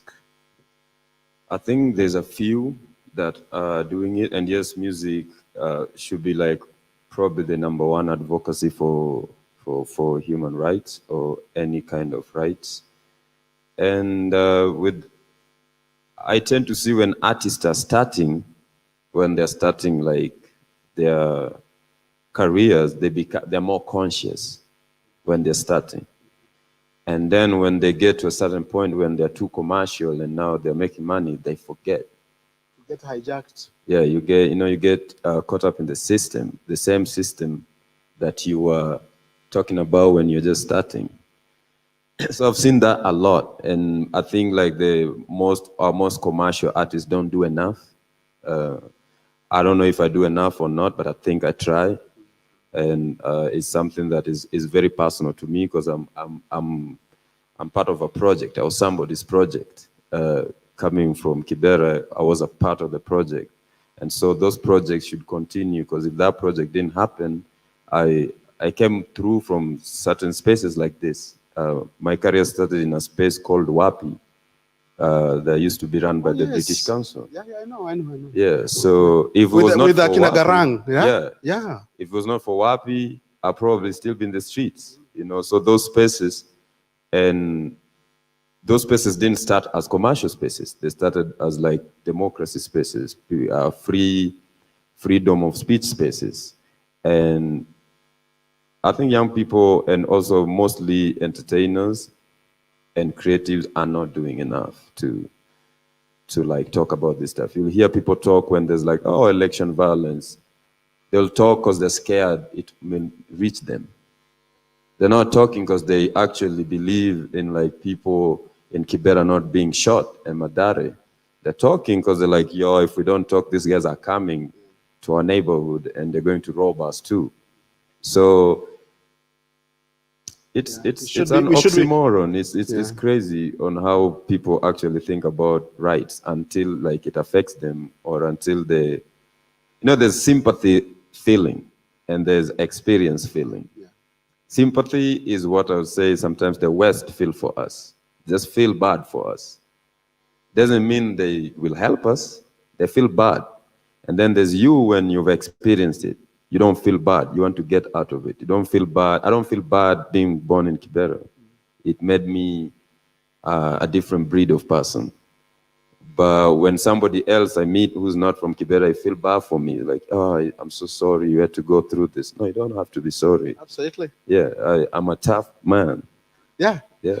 So before we bring in one other, interlocutor, I really would like to get a sense of what you think about mentorship, especially in music, and whether to increase the number of young musicians who feel as you do, we need to invest more in that area, and whether it can be better, run. And what are your thoughts about mentorship and music? Yeah, I think mentorship should be very specific, and like as most of us, all of us can be artists, but we all need mentors. Like just in life in general, most of the time our parents should be our mentors, and they are not. Actually, in this generation, our parents are not our mentors. They fight us all the time. So this is when you see young people starting to follow what they see on TV and follow the celebrities they see on TV. But what is there is that celebrities are not mentors. And we have enough celebrities. I think we have enough celebrities. We have enough musicians. We need more role models that can show us the way. They don't have to be musicians. They just have to experience something that we can follow. And so I think it's something that should be really encouraged. I feel from our communities, we still don't have that. We hear them on other communities, like life coach, mentors. Like I just finished uni, I want to go meet my coach to see which course I should take. You don't hear that in Kibera. Like you finish school, it's all way hamaban. Songa baba. Songa. Tupatane mbele. So I think in those communities we need a lot of those mentorship programs, and just to trigger young people to think for themselves. Because sometimes the way we are brought up, we are not allowed to think for ourselves. You have to always ask somebody and get that validation from someone, even if you don't know them. But somebody could just say, yeah, you could. The person who actually told me I could rap was not even from my community. It was my best friend's mom. Tell me like, if you like this thing, yeah, you should do it. You should. And that alone gave me like, okay, maybe I've not been doing something wrong. I needed just that one person to tell me like, yeah, you can do this. Yeah. So I think it's needed a lot in our communities. Absolutely. And of course, as we shift to our other interlocutor, just to say that the mentor has a responsibility to help, but the mentee also has a responsibility to meet the mentor, in terms of realizing, what the vision is. and to take that responsibility of being a future mentor. Because what I have seen, especially within the creative sector, is that the mentee sometimes assumes that it was all about them and not the bigger idea. And I don't know whether this is something you have seen, where the mentees kind of think, bwana mimi hii ilikuwa ni bahati yangu. Yeah. Yeah, when you work with young people, sometimes they feel entitled that they deserve this. Like, I don't think anybody deserves anything unless you work for it. So I've worked with young people like, you're from Kibera, you have to help us. No, I don't have to. Nobody helped me. I came out of that. I could even run away so far from that place because it's so traumatizing things there. So I don't have to, but I should, because I understand I used to be there. But when you see mentees like, no, you have to help us. Like, no, nobody have to help you. Absolutely, absolutely. So it's the whole question again of entitlement and so forth. So thanks a lot, my brother. Really always a pleasure, and I'm sure that we'll be chatting some more. I want to bring on board, I think you can take one of those seats. I'd like to bring on board Njeri Mwangi. Njeri Mwangi is the co-founder of Power 254, which is a collaborative hub where journalists, artists, and activists meet to find innovative ways of achieving social change. I think many of you know about Power 254. It's the first collaborative space in Africa which brings together established and aspiring photographers, cartoonists, animators, creative designers, videographers, and filmmakers, as well as entrepreneurs, and activists to work, learn, and share in an environment that inspires creativity for social transformation. And it's really a pleasure to see you again. Njeri, welcome. Asante sana. It's always such a good feeling. And I really want to take you from the beginning of Power 254 and what the vision really was in those earlier stages, and how you're doing so far in terms of that vision. And if you could just also give us an idea of why space is important, that would be great, Njeri, and really nice to have you again. Thank you. It's good to be here. So when we started Power, initially we started with a photo exhibition. It was just after the post-election violence in 2007, 2008. And Bonnie had taken so many photos of that violence. And I tried to get him to some place where he could deal with everything he had seen. But the photo that really hit him hard was the one for the handshake. Because when he filed his photos, went back to the newsroom, it was, moving on. Just another business day. And he was not able to deal with that. So what we did, we decided to do a street exhibition of those photos. And then that became his therapy. That became the therapy that I was looking for him, because he was able to let people deal with their disappointments, their loss, their contribution to that violence. And people came and cried and talked about why they had done what they had done and acknowledged their loss, and also made pledges of never to deal in that way ever again. So after that period passed, we thought to ourselves, if photos can do this and move people to make such decisions and move people's emotions, from this way to this other way, that is productive and that is constructive. Imagine what else all these other forms of art can do. And that's how Power was birthed. So we said, let's create a space where artists can come and we can create together to heal the nation, because that photo exhibition was called Heal the Nation. Yeah. And so we said, let other artists come, and together we create and build stuff that can heal the nation, that again can change people's mind from going this way to this other way into something constructive. And so that's how Power 254 was formed. Yeah, I remember. I mean, I shared a platform with Bonnie at Moore University in 2008 when he talked about Power 254. I mean, he was talking when he talked about the photography. So as he was doing Healing the Nation, I was also writing a book, Healing the Wound, which around, again, the post-election violence. So I can relate to that, and I recall really that the photography, the exhibitions were part of his healing process. Yes. So how has it been really? I mean, since then, because you went ahead. I mean, of course, there was the Kenya banning. There are all these things. How has it been? So in that period, we were able to travel around the country with a moving exhibition that we put in the streets so that everybody can see. And the reason that we started the street exhibitions was because there's no boundary, there's no limit. Anyone can come and see these photos, anyone can interact with them without being checked. You can come at any time because it was a 24/7 exhibition. And so after that, we've continued to do some other different exhibitions on the streets. But more importantly is that we opened up a space where artists can now talk about social issues through their forms of art. So there's Akina Octo, there's Giuliani, there's music, there's poetry, there's dance, again, dance healing. There is writing also, yeah? People can do comedy, cartoons. There's also theater.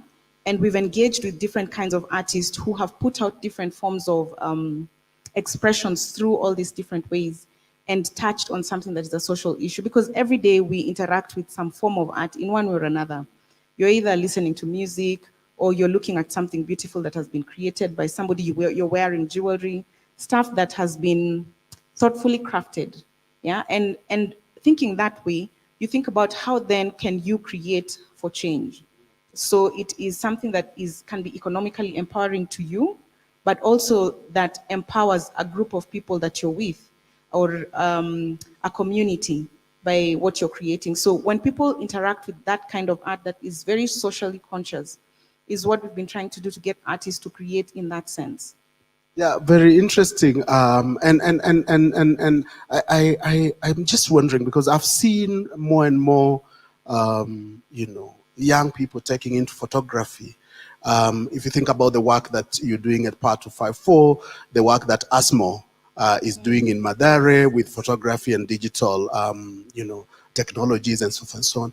Do you get the feeling that because of the intensity of the work that you have done in photography for social change and social consciousness, that actually there is this influence that you have had, whether it's attributable, I don't know, but do you get that feeling that maybe you're shaking these things a little? I think for sure we have, because having created a space where artists can do that and also gone out and been the first to do it, we had a lot of pushback, yeah? Like when we put graffiti, we were told we were spoiling the city, yeah? But we dealt with that. We took the blow, but then it's continued to slowly become something that is acceptable. It is still not where we hoped it would be, and there's still a lot of pushing that we need to do, but we have definitely moved some things, and we are not a threat as we came out before. And having formed that space allows other artists to come up and occupy that space. Even as we move further along, we've cleared, the trash along the way and created space for other people to come and not have to deal with all that. So yes. Yeah. I like your use of the word occupy because, if you look at the Occupy movement, not just in New York, but also Occupy Parliament, I think that artists also have a responsibility of occupying the spaces that, legitimately actually belong to them. And one space which I think, that we could be thinking about is the space of the artists in the construction of highways and all these, mega projects. So the question we should always be asking is where is the artist? I want to transition, but I cannot transition without getting to the question of the extent to which your work also functions as inspiration for young women and girls, because you see the thing is that we can go in the larger idea of human rights and so forth and so on. Have you any comments about this? Whether your work, in a sense, is having an influence on younger women? For sure it is, because we've had writing workshops that were only for women, and we've had one that are combined. And when we've had the combined ones, you can see the women are very quiet. But when we've had workshops for women only, wow, those girls can speak. Yeah? And we've seen the need to create, either there's an intimidation that comes that maybe is existing among us in society, but when you give women the space to just come out and thrive by themselves, they've been able to take that up. We had also a girls' graffiti class, and they did amazingly well.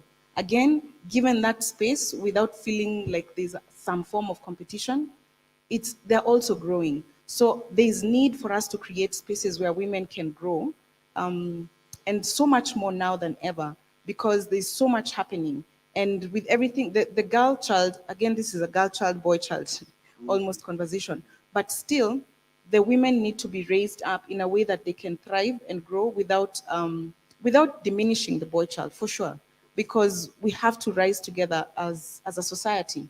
It will not just take the man, it will not just take the woman.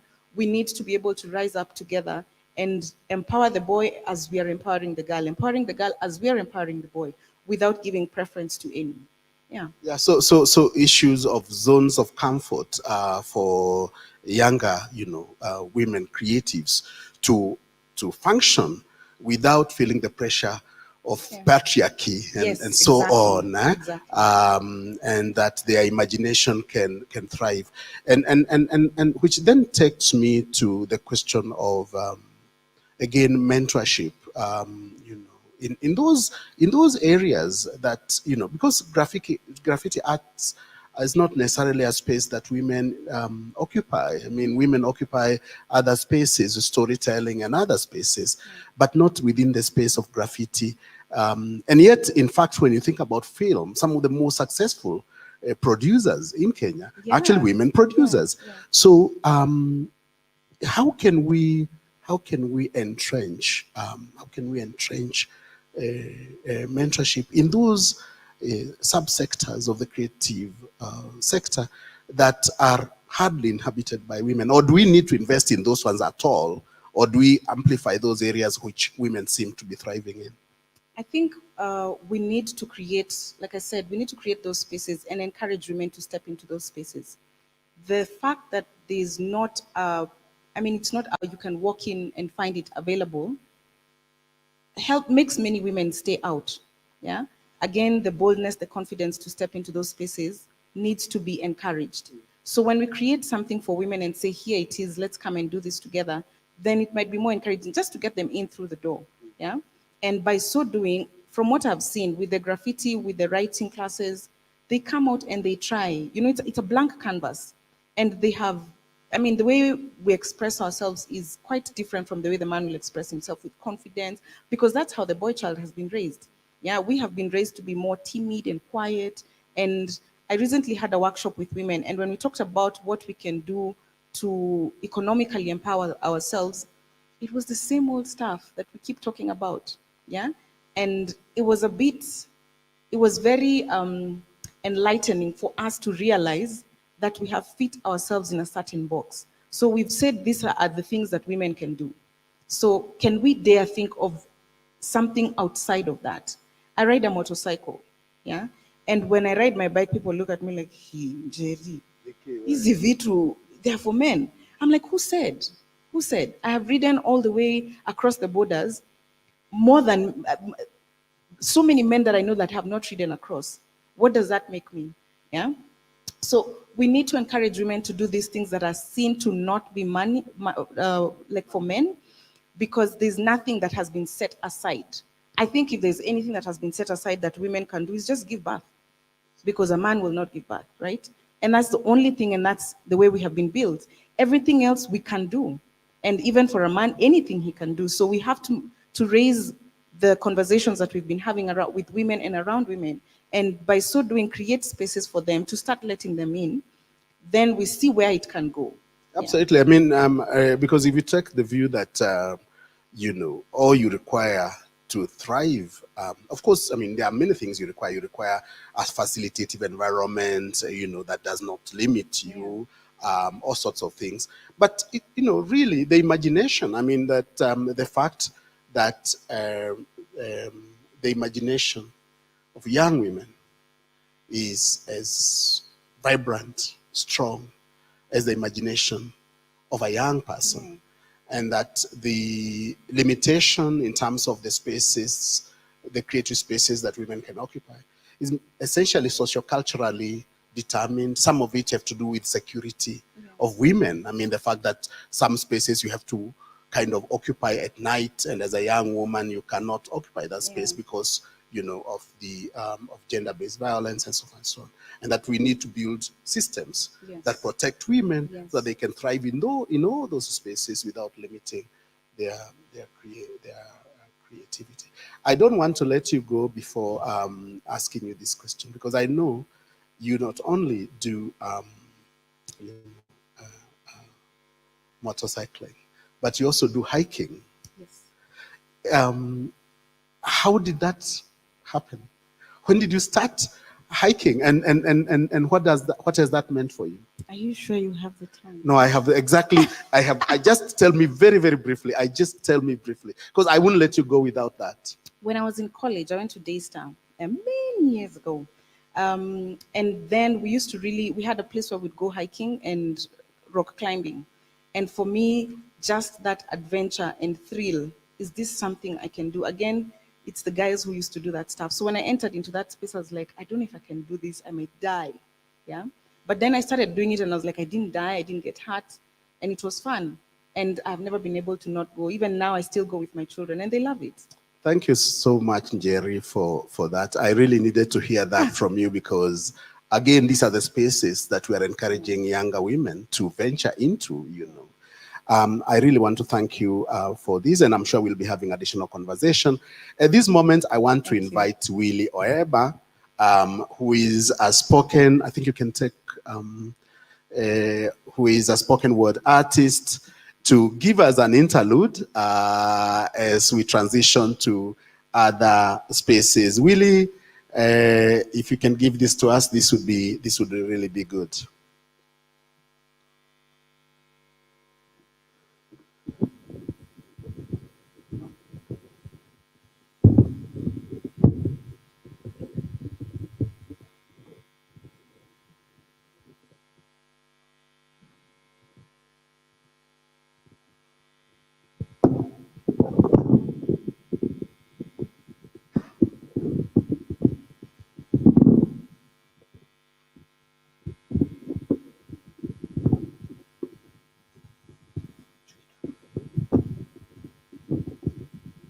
Good morning.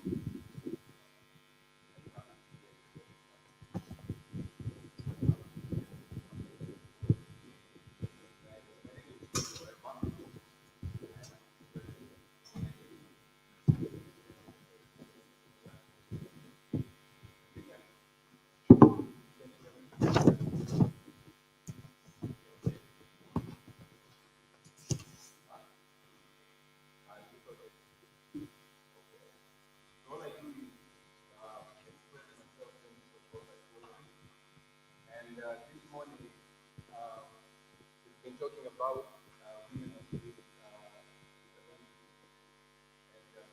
Not yet. Not yet. Okay.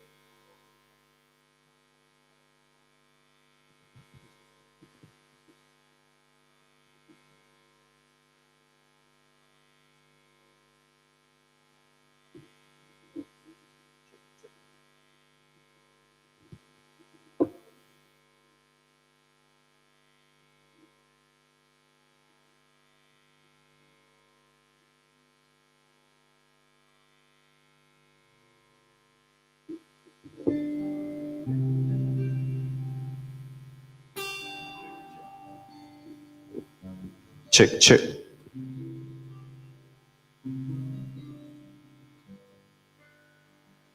So that was a dramatic pause.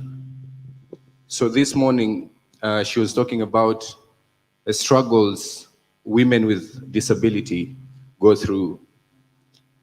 And I was to perform another piece, but I thought about this one because I wrote this piece at a time where my mom had stroke and she was disabled. So it was a transition from doing everything to needing assistance. And Octopizzo said, if you've been there, then you want to do things so that people don't go through what you've gone through. Hautataka uhurumiwe, si ndio? So this is tribute to Mama, alongside Ed.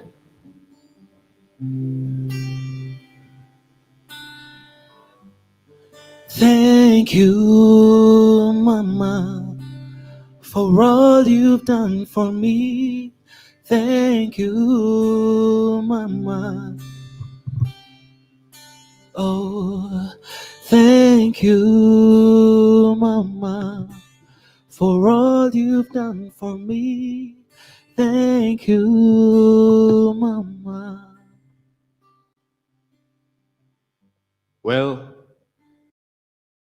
last time, no girl should miss school because of a menses, period.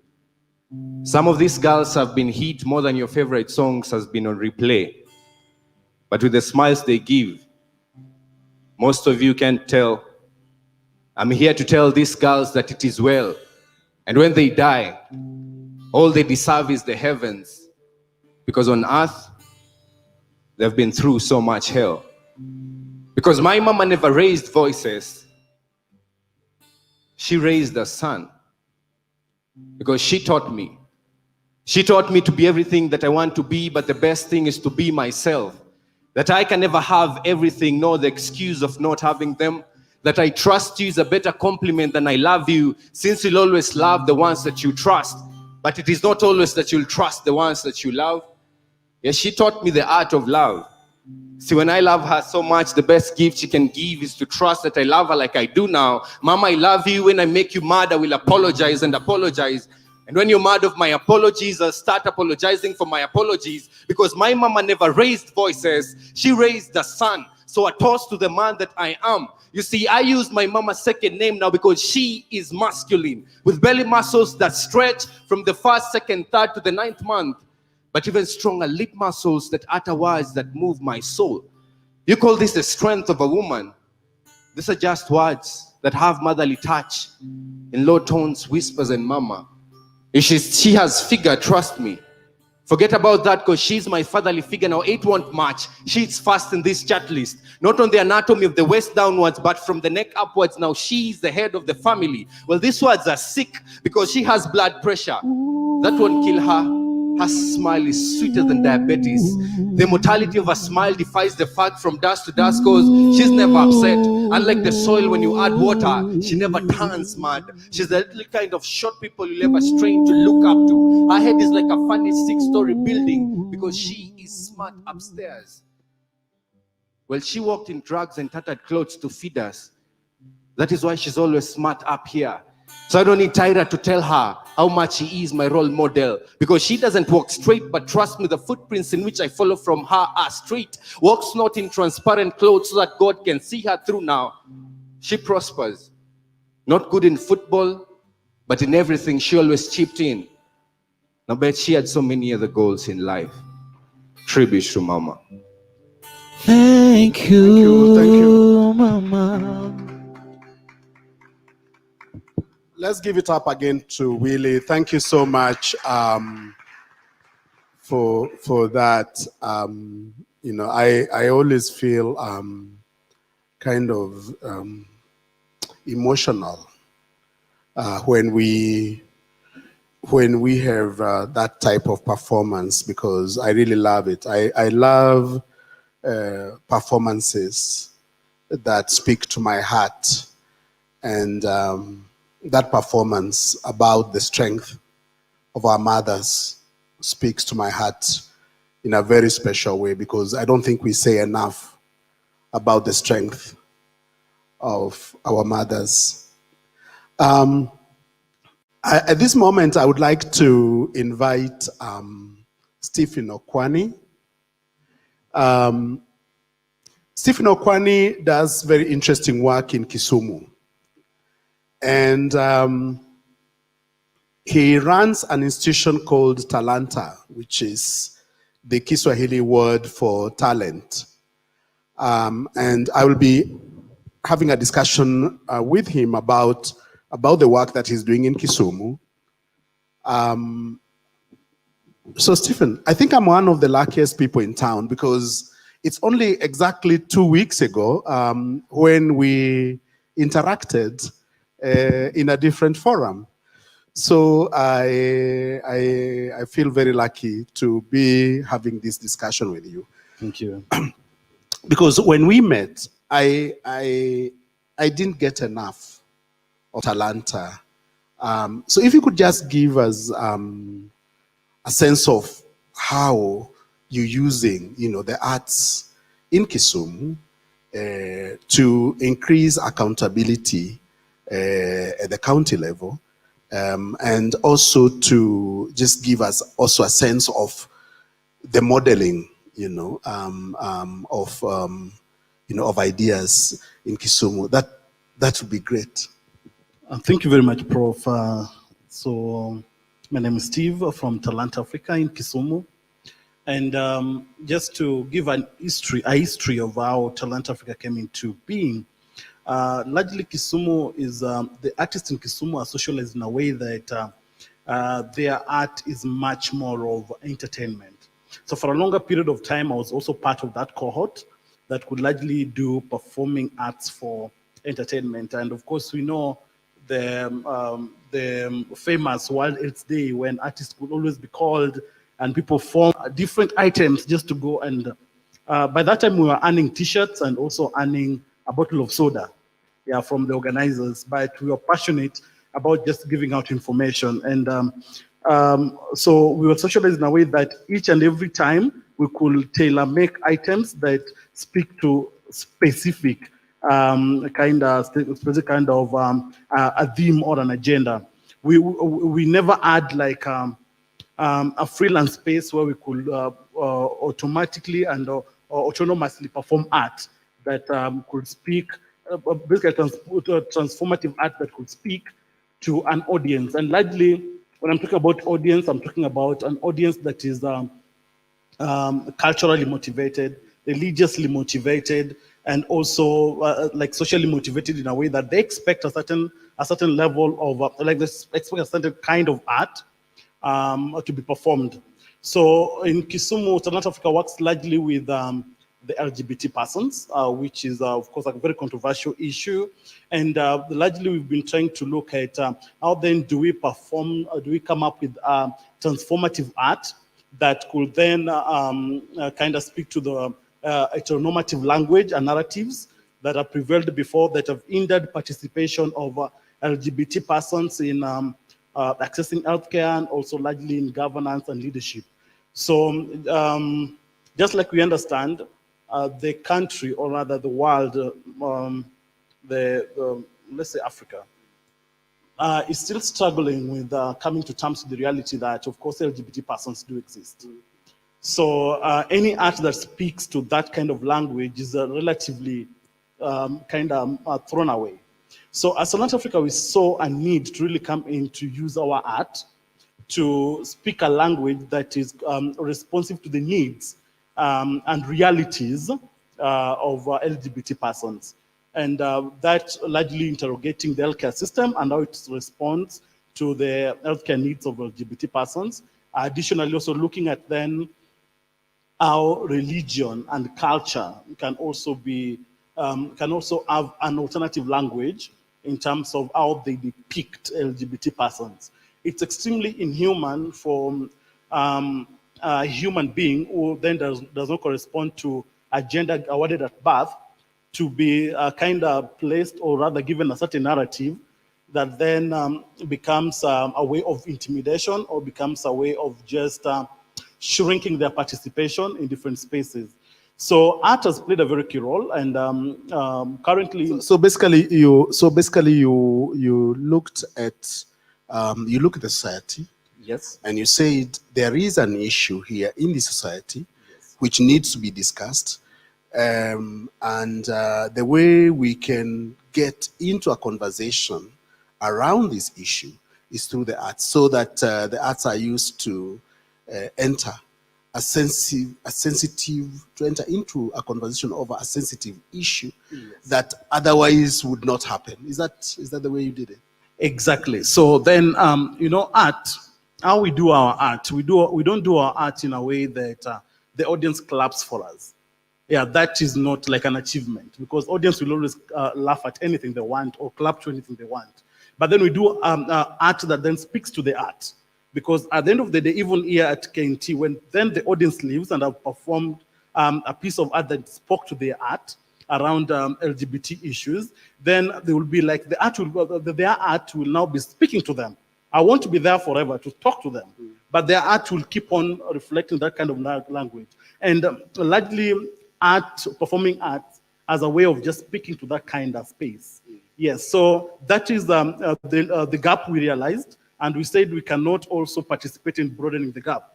But then we need to also play a key role in shrinking that gap through using the power of art, media, culture, and tech. Yes. Yeah, you see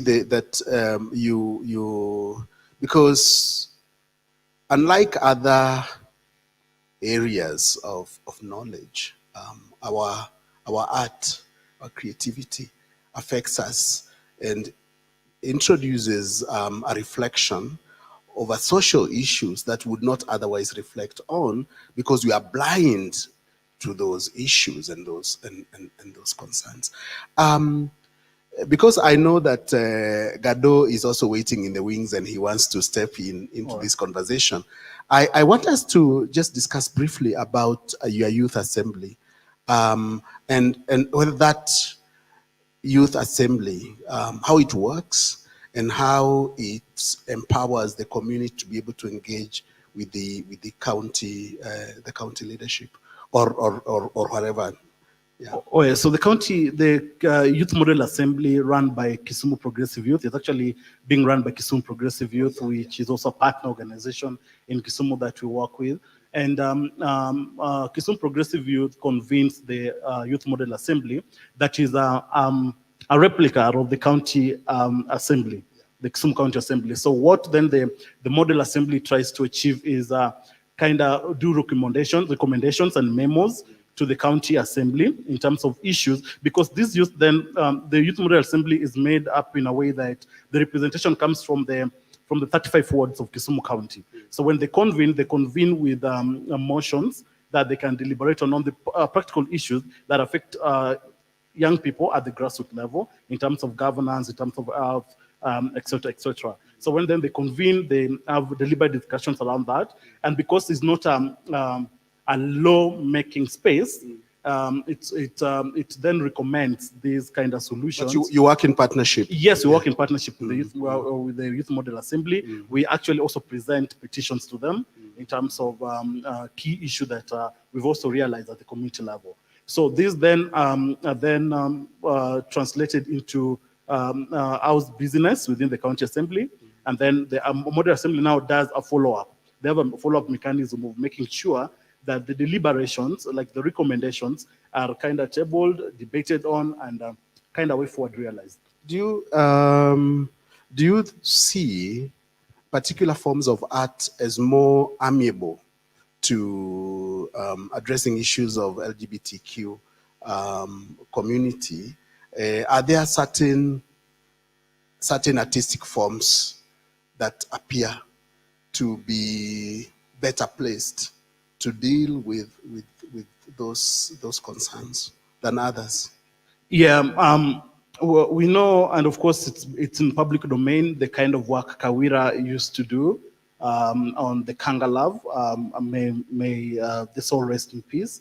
And that kind of art used to appeal in terms of creating narratives on Kanga, that then when people then interact with, then it has like a mind shift. Then in terms of graffiti work that we've done in Kisumu, we kind of come up with the information, like in terms of kind of inspirations and expressions that then appeal to the general community in terms of building allies. And then largely also in terms of just making LGBT persons self-identify with who they truly are.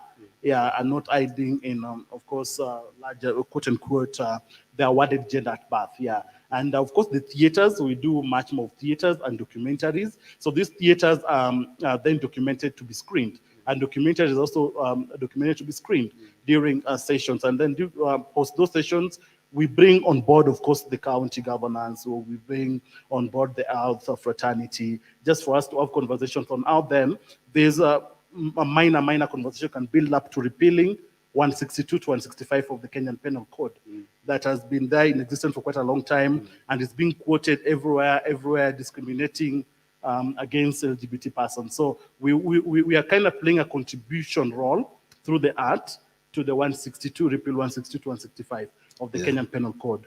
Yeah, absolutely. I hear you completely. So it's really a wide range of creative spaces. Of course, we know what Wanuri has done with Rafiki, with Samuel, and thanks a lot for the Kanga. I mean, Kawira's Kanga, which again available online. Yeah. Absolutely powerful pieces of work, and the need to really use the arts as a point of entry into conversation, and I think that there is the question of how do we deal with a policy environment that limits, us from being able to discuss some of these issues. And I think that as I let you go, to ask you, for example, whether you think that you have the space, the policy and legislative space to deal with these issues, even as you have, the Constitution guaranteeing you artistic freedom, So your Constitution, our Constitution, guarantees us artistic freedom, and yet at the same time, you have this legislation that kind of limits you. And just to ask you, do you have a feeling that maybe we are not doing enough as a sector to push, for that environment, that facilitative environment? Are we doing enough, really? So in terms of the Constitution? No, in terms of some of these legislations. Yeah. Just like the representative from Disability said, as LGBT persons, we're not asking for any new legislations. Legislations are there. They're just not being implemented. For example, Article 43 talks about access to highly attainable standards of health. It does not put a caveat to whether you are LGBT or not. So for it just to speak to the need of everybody. I know at times we might have unique requests, like for example, KEMSA not stocking up, let's say hormone for the trans persons, or we might have issues of then, allow me to use this example, KEMSA stocking Sure condoms. But then we also need finger condoms, which then the government is also responsive to. So we're just saying then, how then does that Article 43, then respond to these specific needs? Not really having another 43 subsection what? And again, in terms of also just repeal of 162, 162 to 165, that is largely quoted by heteronormatives to just intentionally deny services, deny spaces, and deny inclusion of LGBT persons in these different spaces. Yeah, so once that section is repealed, I know it's work in progress. We were praying and hoping that maybe BBI will be a little bit specific to that, but we know Kenya. Yeah, and you can have the best legislation, but it's not enough. I mean, it's really also about changing mindsets and changing people's attitudes and so forth. And again, Steve, really thank you so much for this. I'm just checking whether Gado is here. Yeah, and thanks so much, Gado. I would like to really bring on board Gado. And Gado, of course, we all know him as the most celebrated political cartoonist in East and Central Africa. And for over 2 decades, he's contributed to a wide range of media, whether it's The Nation, the Standard, The Guardian, you know, the Courier International, the Sunday Tribune. I mean, he has been in town. And with the Buni Media, of course, doing the XYZ show. And I can tell you, like, the reason he's coming in a little late is precisely because he was engaged, you know, again, in a space that is very similar to what we are doing today. So, Gado, really thank you so much, my brother, for you know, really getting the time and making it, because I know how intense this morning was. Yeah, finally you've been able to make it.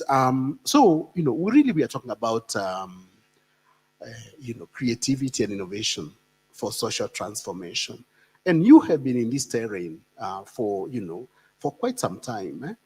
So I just want to get a sense from you on the appropriateness of satire, you know, and how you've been able to use it, not just to be able to engage with the truths, which are really sometimes very difficult truths, but also to raise certain consciousness within the larger population about this issue. How do you do this?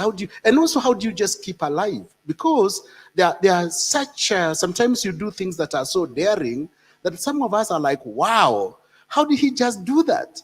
So if you could just take us through a little bit of that, I would really appreciate. Hi, everybody.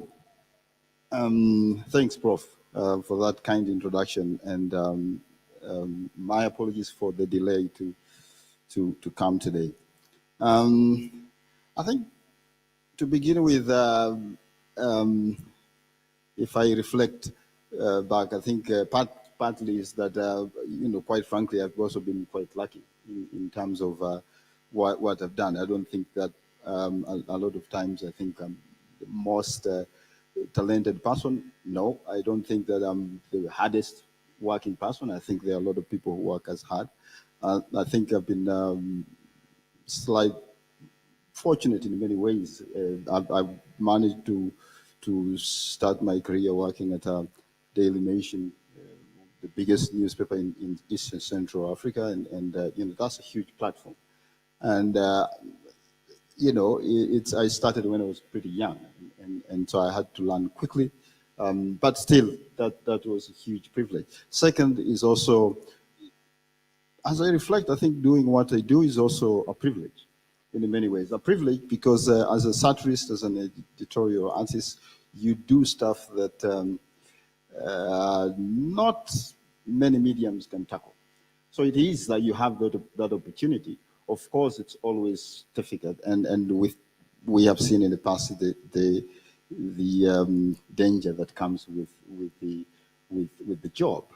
But when I look back, in many ways, I'm able to touch on subjects that probably not many commentators would do. And of course, if you combine the two, you know, over the many years that I've worked in newspapers is also because of the space has been opened up in all these fronts and in you know, freedom of expression, starting way back in the early 90s and before. And so it has enabled us, people like myself and many of my colleagues and others, to have the platform to do that. I think we are at the stage where, despite the challenges and all that, that has been, there are efforts to reverse that.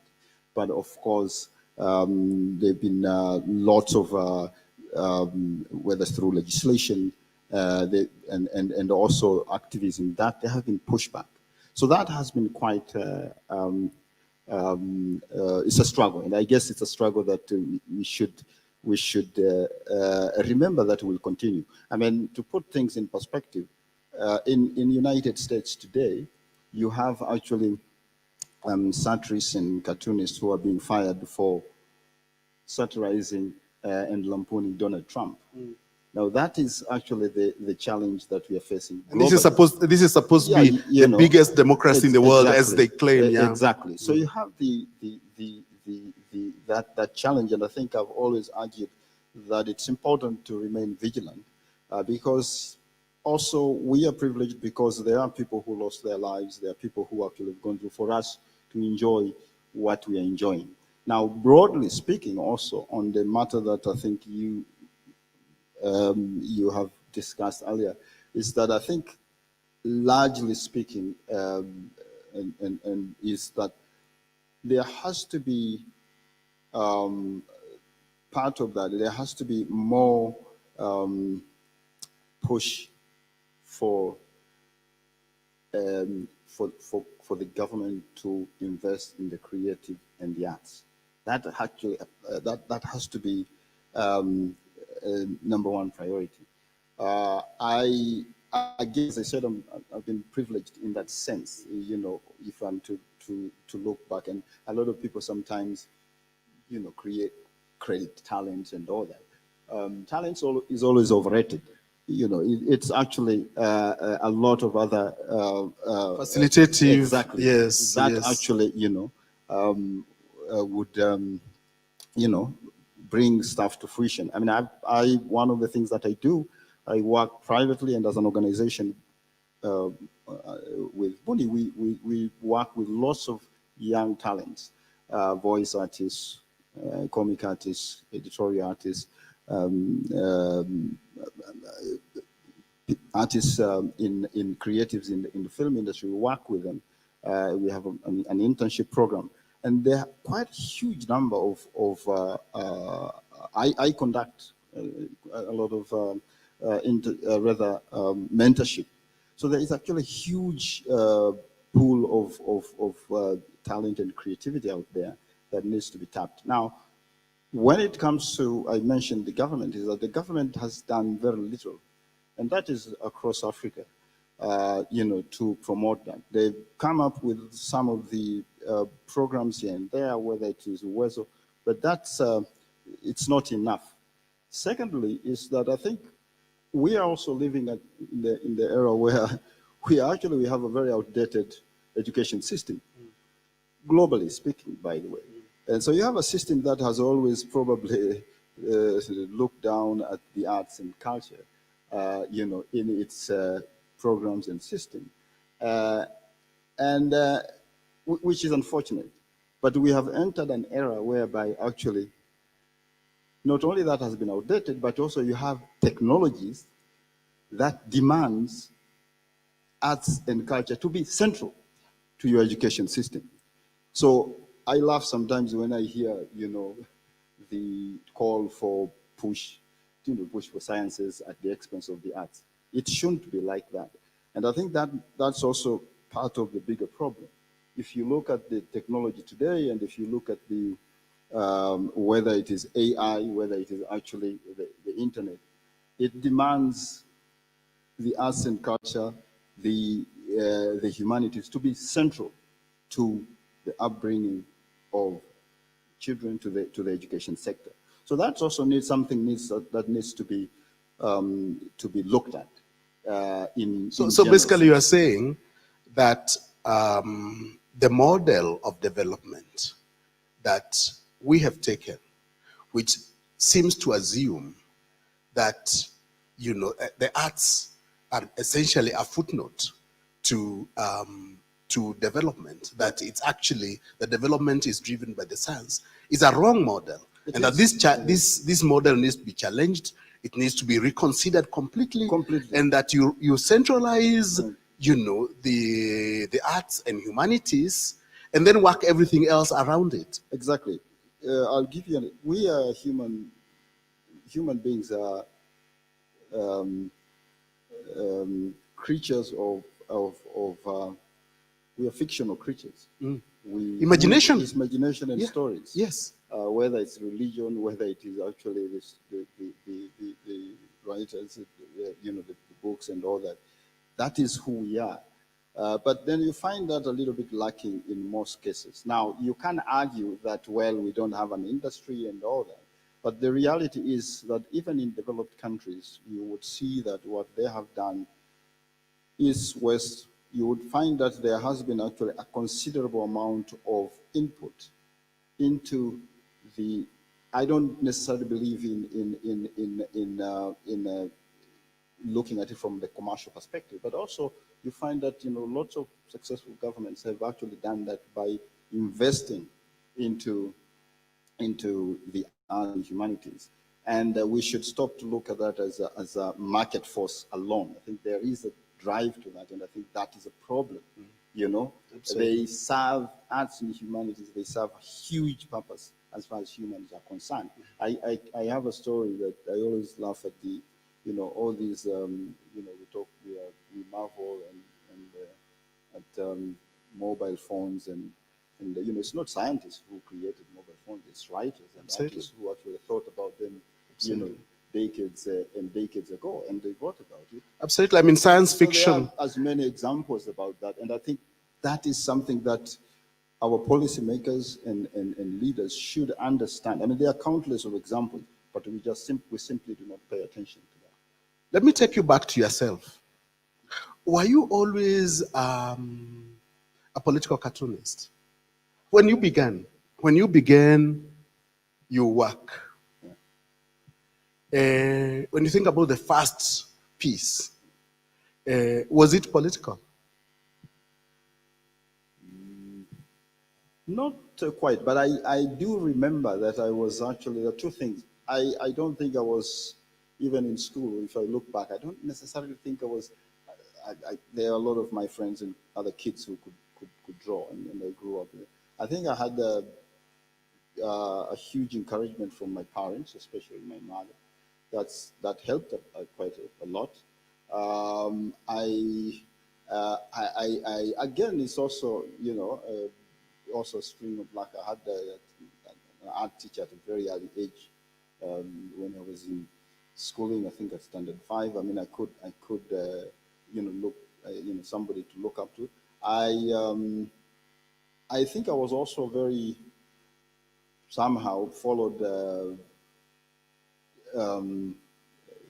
events around the globe and what is happening around the globe ferociously. I think I was always that somebody who wants to know what's going on, I would glue myself to BBC and listen to BBC radio. I grew up in Dar es Salaam, and so I that was something I would read a lot about international affairs and so forth. That's something made me pretty much aware of that, but I wasn't necessarily sure in the beginning that I would work as an editorial cartoonist.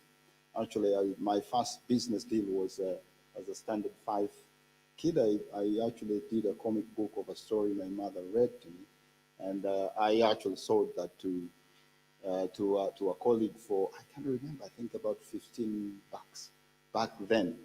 A comic book. I made my first deal then, and I of course I blew up all the money into donuts and fried cassavas. But I mean, I was just a happy person to draw and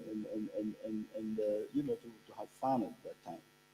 Now you have really succeeded in terms of deconstructing power by bringing it, to a level where it's no longer mysterious. I mean, suddenly a head of state has inner clothes. Suddenly, the relationship between a political head and certain identity, so that the identity gets kind of challenged, and we have someone wearing a turban, and so on. And I'm really interested in how you navigate that. I mean, how do you survive? How do you survive when you are poking holes at power? Well, I think in the city of Nairobi. Yeah, I mean, well, I think Well, I think number one, I think credit also should go to my newspaper editors and people, platforms that I've worked with. To be honest, I think, I made my name at Daily Nation, and it's because my editors could allow my cartoons to be published. Yes, there was, of course, room, and I could think broadly, but I was allowed to do that. And I think you didn't have as many publications, which can do that. So that is something that I have, I've always, when I look back, grateful. And we have to understand that there was already a trend in that has been established. I mean, there have been writers like Wahome, satirists like Wahome Mutai. Wahome Mutai Whispers, yeah. My colleague Paul Kelemba, who started it. So I started working at the right time, and I got that opportunities, but unknown to many. It's always turbulent. You have it's just always a situation where over the years I've actually been sued, threatened, and all that. But newspapers editors have always, I've always been insulated by that, and they've always defended that, because once a cartoon is published, the newspaper has to defend that. So that has always been the case in my situation, and it continues to be the case, because again, even we are seeing quite an erosion in terms of the gains that we've made. I think it's important to note that already, there was that a platform where myself and my colleagues could do that. And as I said, there has been a few number of threats from whether religious fanatics, complaints from different quarters, and that is fair. I mean, I don't necessarily have a problem with that. I think I've always argued that I'm in a business of insulting people. I think people have every right to insult me back. Absolutely. And so I have no problem with that. But yeah, I've been very much privileged in that sense. And as I mentioned earlier, that yes, it's if I look back, I can use my platform to talk about religious issues. Not many artists have that platform. And so you have to contextualize that. I can speak about tribal issues. I can, poke fun at political leaders. And I do that with veracity and ferociousness that it deserves, but also, yes, I'm privileged enough to have that national platform. So you would not, for example, say that every artist ought to have such biting satire as yours, that they should be able to challenge power, they should be able to challenge things, but not necessarily try to be you. No, it's no. I think I can inspire people. I think over the years I've mentored artists, whether in animation and in comics and all that, and it's natural that probably you would have artists, aspiring to be this and that, but one would always find their way and to become themselves. I literally, again, it's because I had the platform to every day. If you work every day, that's a huge platform. If you actually, you work hard, yes, but you have a platform every day to produce an editorial cartoon. That's a huge opportunity, and I think that should never be lost. And so, what today you have a lot of opportunities online. Back when I started, that was not there. I remember when I was in high school, I would send my drawings to New Africa in London. I would post them, and I would wait for several months before they're published. Today, you can publish your work online with a touch of a button. I'm quite amazed, and I pretty much continue to learn a lot from actually lots of young people, whether by using technology or by just looking at their work. So the opportunities are also today immense, despite the challenges that are there. Yeah, thanks, Gado. And really thank you so much for paying homage to the earlier, satirists, such as Wahome Mutahi, who paved the way. Yeah, Terry Hurst. Terry Hurst, Frank Odoyo. Terry Hurst with Joe Magazine and Frank Odoyo. And of course, even Masood Kipanya, I mean, of what he's doing in Tanzania, this is quite interesting. Exactly. Yeah, so I think that it's always very important to do this historicizing of, and to really to know that there are other people who worked under certain very difficult circumstances, and that they prepared the way for us to be able to do the things that you do, and you're doing the same now.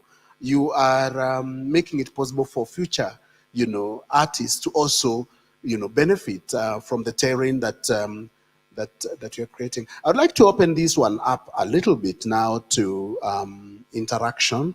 I know that we have had quite a number of, a number of ideas that have come out, and really want to thank the panelists for that. I would like to maybe pick a couple of questions, comments, and if you ask your question, please tell us who you're asking the question, and try to be very direct so that we can have many of you make contributions, and then we'll be good. And I hope there is a roving mic somewhere. Yes. Because of vision, I think that you can give who we get to pick. Yeah. Your name and the question.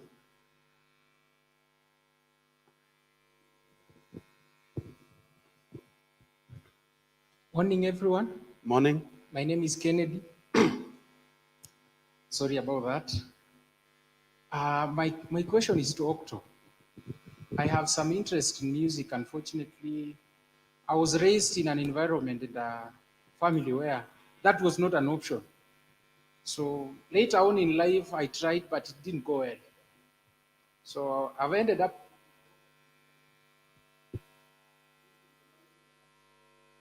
Continue.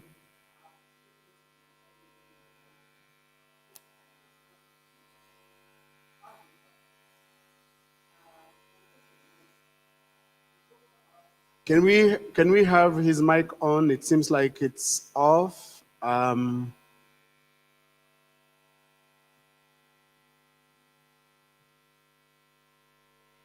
Because his question is to Pizzo.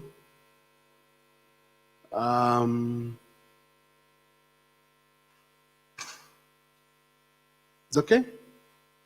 And I don't think I think the question he didn't. You can just ask your question as they fix the mics. Yeah.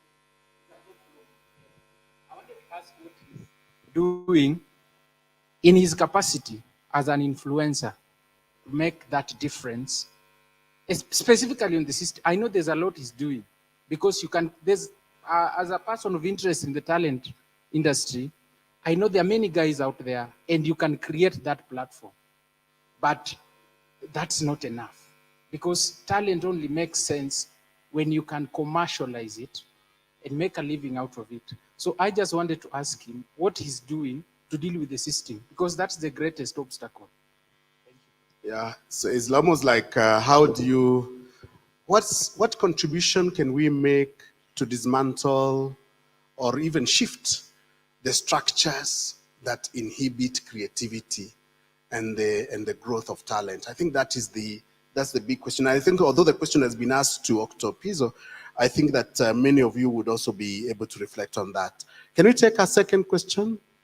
Yeah, there is right here at the extreme end, then we have one at the middle. Again, just give us your name and then the question and who you're sending the question to. Okay, thank you for the opportunity. I'm Okaka Rogers, and I'm deeply impressed by the robust panel that you have today.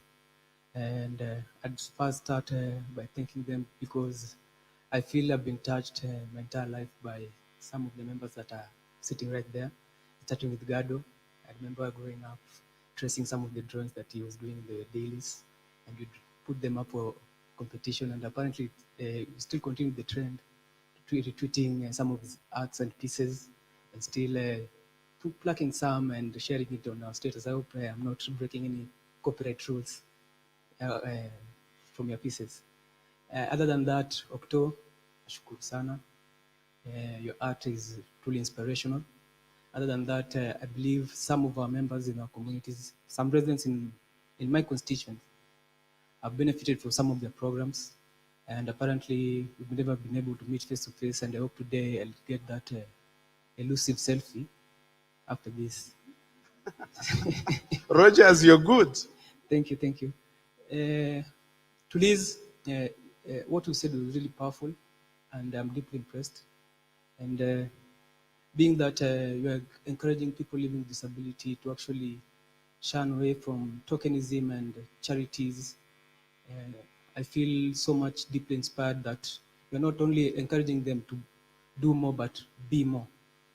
And my question now, specifically to you, and maybe to the entire panel, is that, like yesterday, there's a story in the dailies where there were, I believe it was a Nation, daily newspaper. They're saying that 21,000 kids will be chased away from the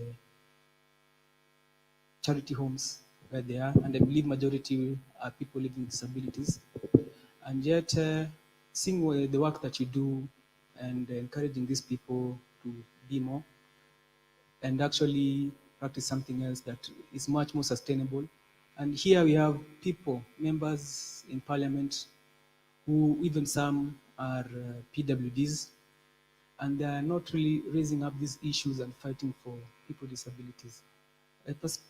Perhaps what could you have to say about the acts, and putting the question straightforward is, why do you think they shun away from fighting for people living with disability, and yet they're there to actually represent these individuals? Thank you. Yeah, almost like why should the responsibility for disability rights, for the struggle for disability rights and respect for disability rights rest only, on one side? So, good question. Yeah, we have someone in the middle right here.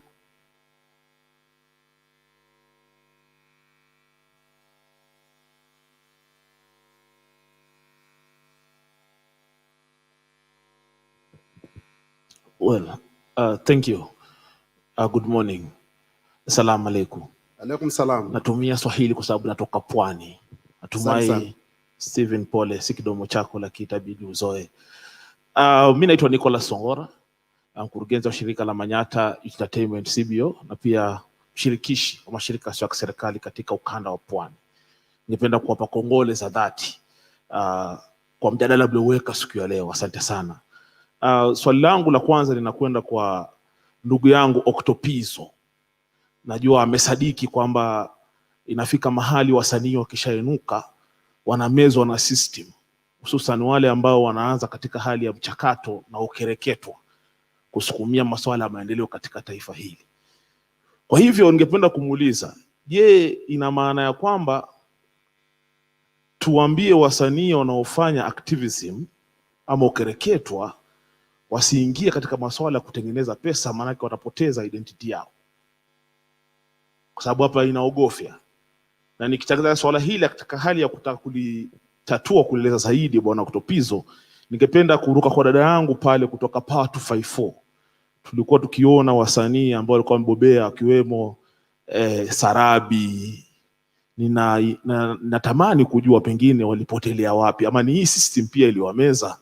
Akina Juliani wapo, lakini wameingia mapenzi kwa sana, activism kidogo inaanza kupotea.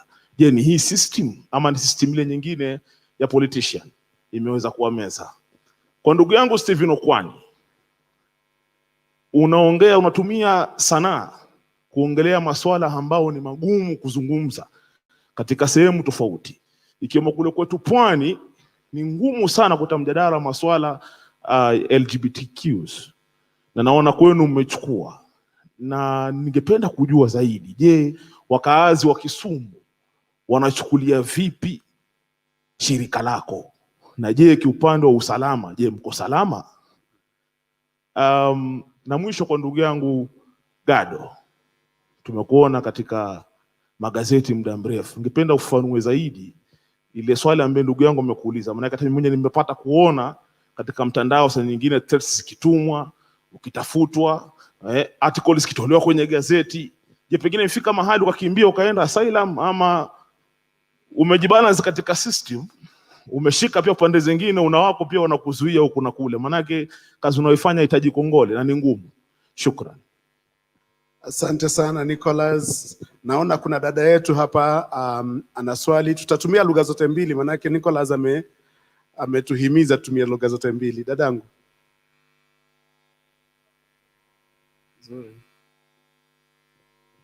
Morning. Good morning. Kwa majina naitwa Mwikali, natoka Mathare. First ningependa kusema big up to the panel. Being also an activist and a feminist, we have seen what role ya heart imetusaidia, especially now during lockdown. And I'll talk also as an activist, the kind now we are denied from organizing outside public space, but even from the reality on how we have seen within our communities where graffitis and murals are being used to pass a message. So big up kwa ku-create your space nyinyi wote. Hiyo imekuwa ni kazi poa. But now my question will be in terms of the young artists, both male and female, and relating to the question that he had said. As a sector, as a civil society sector and as a community and as a country, how do we ensure that there's that enabling environment for the upcoming artists where their talent and nature of work is respected, valued, and compensated? Because also we cannot look at as for only entertainment, but look in terms, it's educating, it's work. How do we compensate the labor of the artists?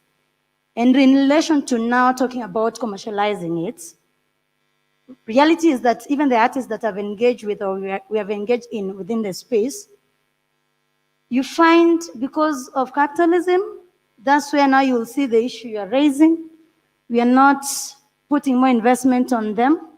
Unaambiwa wewe ni celeb na jina una mfuko una doe zili parent. Unapata kuna kitu inauma kama hiyo. So ni tunaweza fanyaje to ensure like yenyewe kuna hustle wanakuwa compensated, but at the same time you're appreciating the nature of the work they are doing. That would be my question. I would love to hear maybe from each one or some of you, how do you put it together? But at the same time, collectively, how do we bridge that gap of us activists or feminists, combine it with activism? Because true art speaks to the heart. But we cannot say activists you're organizing alone, the artists through activism organizing alone, without bridging that partnership and collaboration of now we are pushing all of us for human rights, we are pushing for democracy, but keeping in mind like we have to look at it.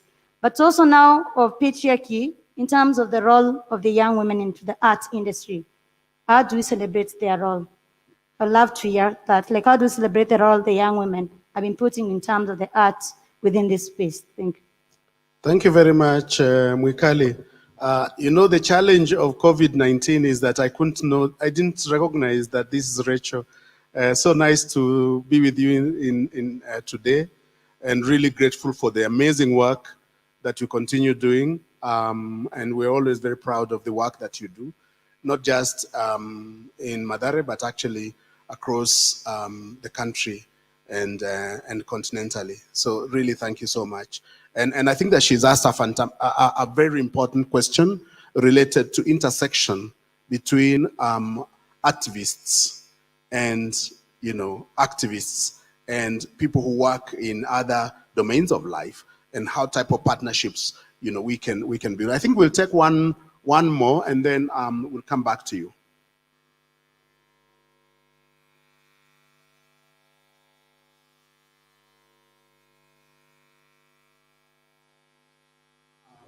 I've been asked to project. I think Naniskia. Hello? You're good. Yeah. My name is Michael. I have two questions. The first, I want to appreciate the robust discussion you've had from the panelists. Thank you very much for your opinions. My first question is, you've had a very prominent person say it, gazeti ya kufunga nyama. And this is a very, very senior person in Kenya's government. So my question is, there's a feeling that the gains we've made as a country, especially the civic and democratic space, is shrinking, even though we have a very good constitution.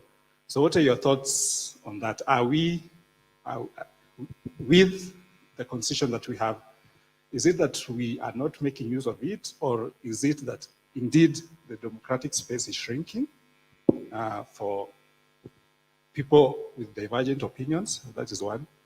And then my second question is, a lot of the consumers of art are young people.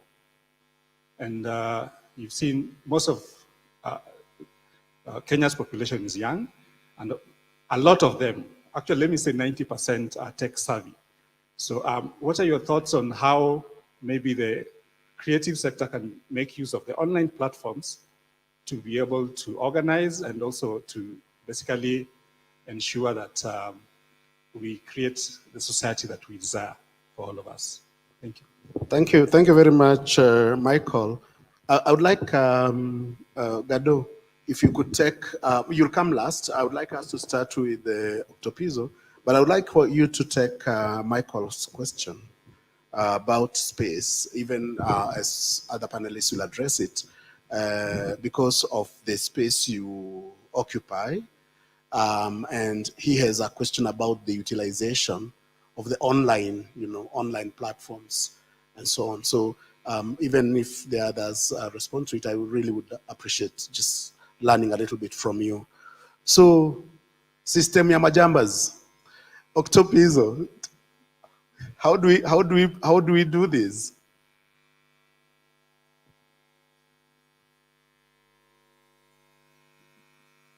I think he's sanitizing the mic first before bringing it over to you. So yeah, I will start with the first question was about how do you change? I didn't understand the question that much. That was from Ken. Yeah. So his question was, okay, so you have said that people do get into the system and then they disappear. So his question is, how do you contribute to ensuring that that our artists are not swallowed by the system? Ken, is that was kind of the question, right? Yeah. Okay. So one, I think as an individual, you have your own values. Especially when you want to be an artist, you have your own values of who you are before being an artist. And art can be an act, and art can also be a real life story about you. So you choose. So you can't actually point and say, oh, I was like this, then the system ate me. That means your values made it easy for you to be eaten by the system. Because I've been in this industry for now 11 years. I haven't been eaten by the system. And that's because of my values. That has nothing to do with my art. That's just the values I have of life, on what I think is right and what I think is wrong. What have I done personally? Every year, I always have a social impact program that goes all over the country. Depending with who's our partner, at that point, they choose which towns we go to. So we've been to Lamu, we've been to Mombasa, been to Nakuru, been to Kisumu, been to the camps, we've been to Nairobi. And we don't only meet musicians, we meet like young people in general who are trying to find what they can do in their communities. Because sometimes you don't have to be a celebrity to make a difference. You don't have to be a musician to make a difference in your community. You just need to be a human being who acknowledges something is not right in my environment. So if what do? I do that annually, and I do it even outside the country. We've done Uganda, with Uganda, work with Bobby Wine, we've done Rwanda, we've done Australia. So it just depends where young people are, because young people speak this one language. And if you're listening to music here, the same music you're listening to here, somebody in Australia is listening to the same thing. You have kind of a common ground to start a conversation. So I think that's what I do with the foundation for one. Then there was a second question. There was a second question from Nicola. I think it was from Nicholas here. And I think it's related to really the first question from Ken about whether it's people are swallowed by the system because they were to be swallowed anyway because they didn't have certain things. Is it and that they prepared themselves to be swallowed by the system, and therefore that we should not be looking at the system as the one that is aggressive in terms of looking for the artist to swallow, but the internal philosophy of the artist that maybe that prepares them. I think that was the question, Nick, and that I got that vibe. Okay. So I think every time we talk about the system like it's something else in the other room, we are the system. We are the system. So, it's like when they say like, love yourself before you love somebody else. You can't love people and you don't love yourself. Maybe some people do, but we are the system. So what are we doing in the system? Because also you can't change the system from outside. You have to be in. So whether it's bad, it's rotten, we're part of it.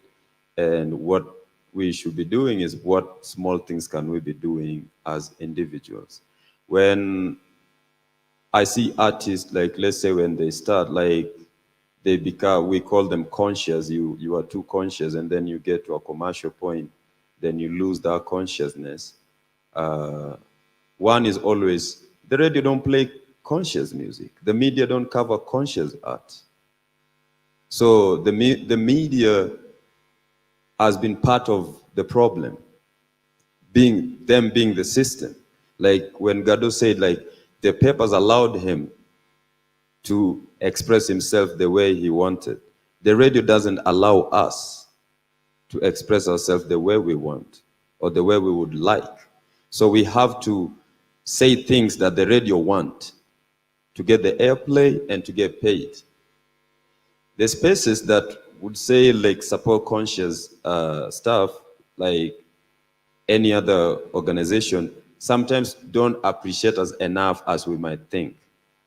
So I would like to do a political song, which I do. It might not get anywhere, but then somebody will call me and tell me, this is just a political song. We don't have to pay you that much.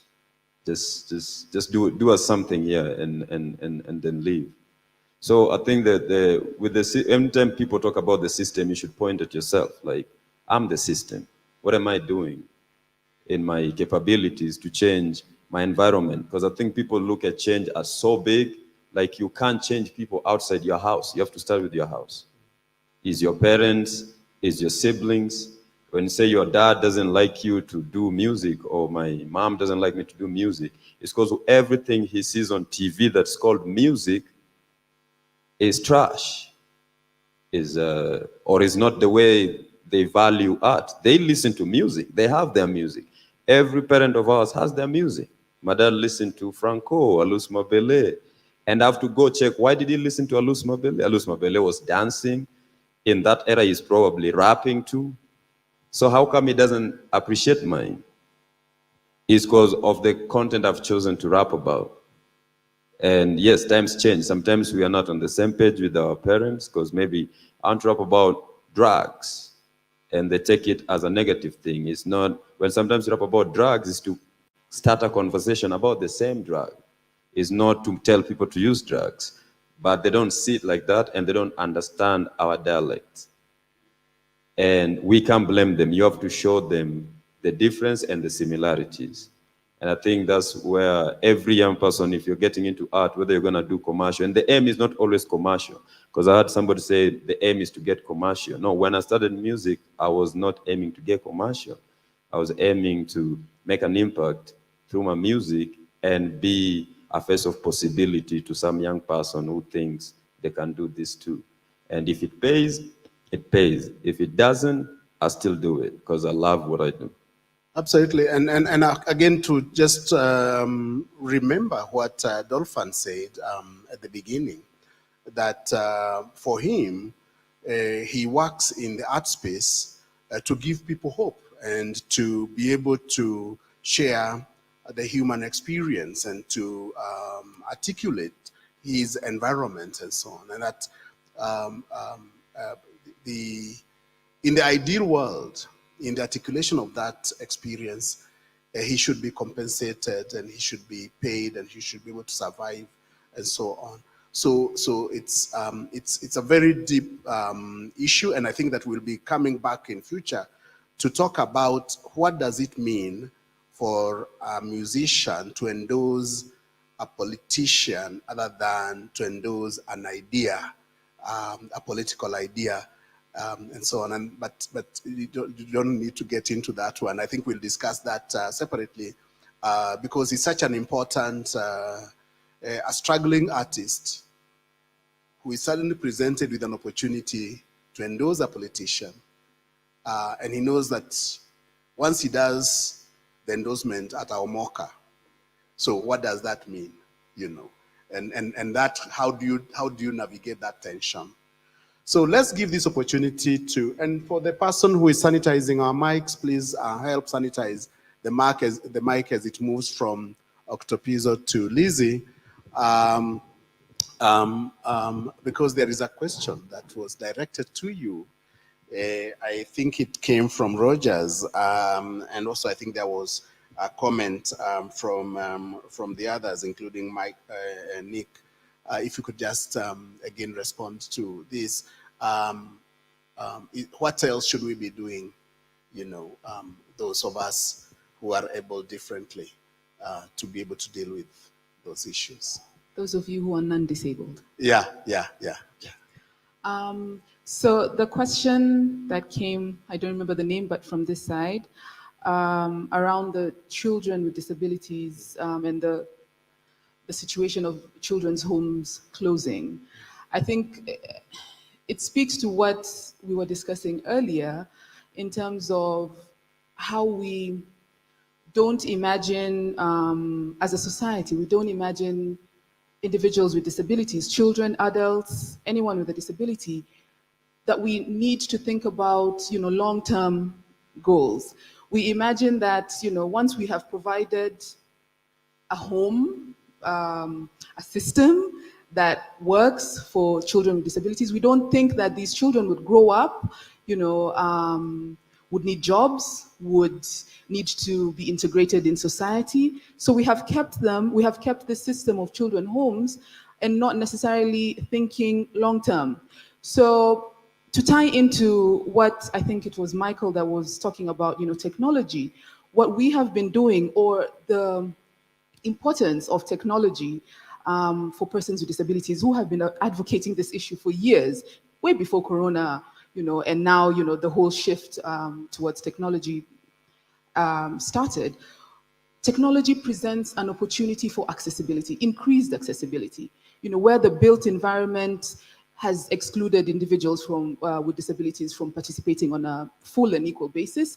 Technology brings that opportunity. It brings that opportunity in the comfort of your home. You know, for blind users, technology gives you the opportunity to have text-to-speech where the content can be read out. For deaf users, you have captions. You know, for users with intellectual disabilities, you can simplify the text. You know, so it presents numerous benefits for persons with disabilities, and the opportunity to generate a living, to generate income. So, but we have not thought about that. Our employment systems have required face-to-face interaction, have required that you board inaccessible transport to get to your office. It requires you to do physical tasks. But the COVID-19 pandemic has shown that this can all be disrupted, that we can work from the comfort of our homes. But now on the flip side, as I said, the education system does not equip individuals with disabilities to ensure that they have market-based skills, and technology is one of them. And we would like to shout out Forum Civ because they invested in this, and we created a learning management system where we are training young women with disabilities with digital skills and building their digital literacy. And the presentations, we just had a close of project last week, and the presentations are amazing. I want to fund all of them, but it's important we start thinking beyond the disability. We start integrating people with disabilities on an equal basis with others. So I hope I've answered. Absolutely.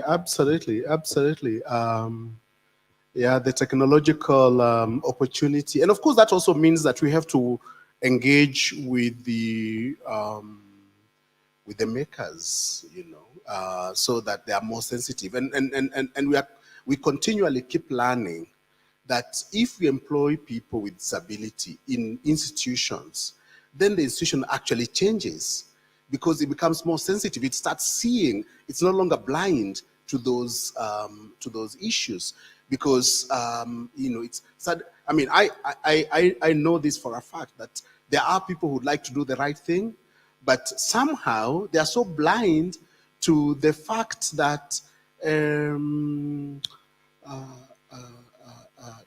they don't have, that they are limited, in terms of the structures, in terms of their buildings and so on, until suddenly they employ someone with a physical disability and it's like, wow, we had never thought about this. So I think that the more we open up opportunities for people with disability in the workplaces, the more we will review our workplaces and our consciousness will get. And of course, the educational system, much more integrated, much more conscious, and so on. So again, thank you so much, Lizzie. I think I'd like now to move on to Njeri, and lots of questions about space and so on.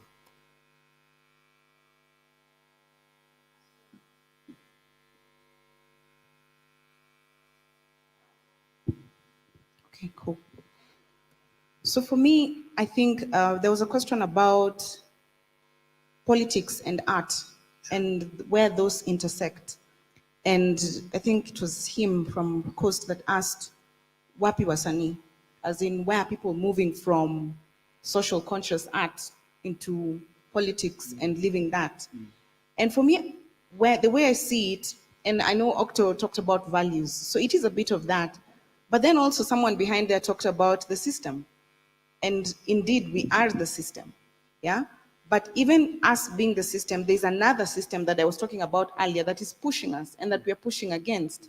And when you find yourself without food with your family that is not well, or your children or your parents, and then you have been singing this and it's not providing, it's not giving you some money.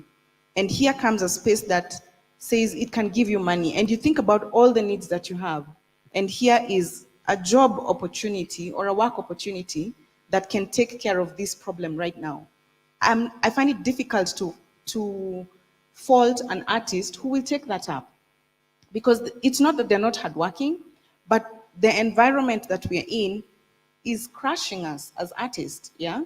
And I think we need to come up to a place where we create a very collaborative effort, come together as artists. And I know this has been hard over the years, but we need to, this is the time now that we come together as artists and either form a union or something that we can go to and that represents our voice, whether it is in those political spaces. Like he said, you can't change the system from outside. It's what we've been trying to do this whole time. And some of us have gotten in, but then when people get in there, we say, yeah, we distance ourselves from them and say, we are metuacha. And we withdraw our support because we say, nimsaliti, yeah? And even we as artists, watu wanachimbiana bana, you know? You're all called for the same job, then you know that this job has like 100,000 shillings that can be paid, then you go and say you'll do it for 20,000 shillings. So even we as organizations will take the 20,000 shillings because this guy can do the job, but then we'll not pay 100,000. Yeah. So again, we are that system, and we need to shift. And what I like what Octo was saying. We need to check ourselves first. We need to check ourselves as organizations, as individuals, as artists, as parents, as community leaders, as citizens of this country. Because when we check ourselves and we're doing the right thing, we will do the right thing in whatever spaces we're in. That means we're paying people the way they should be paid. That means we're not taking advantage of people. That means we're uplifting people. That means we are putting our voices together to raise those people that are not where we are. Granted, we have different privileges. Yeah, like Gado said, he has had access, unlike many people have, and he has used that to bring people with him that he's worked with. And so some of us have access that other people don't. So what do we do with that? We need to help people, like I said, push that space and let those who come after you not have to fight. They get there faster than we did. Then also something that Mwikali said. Mwikali, good to see you. About artists and activists. So what we do at Power is we bring artists and activists.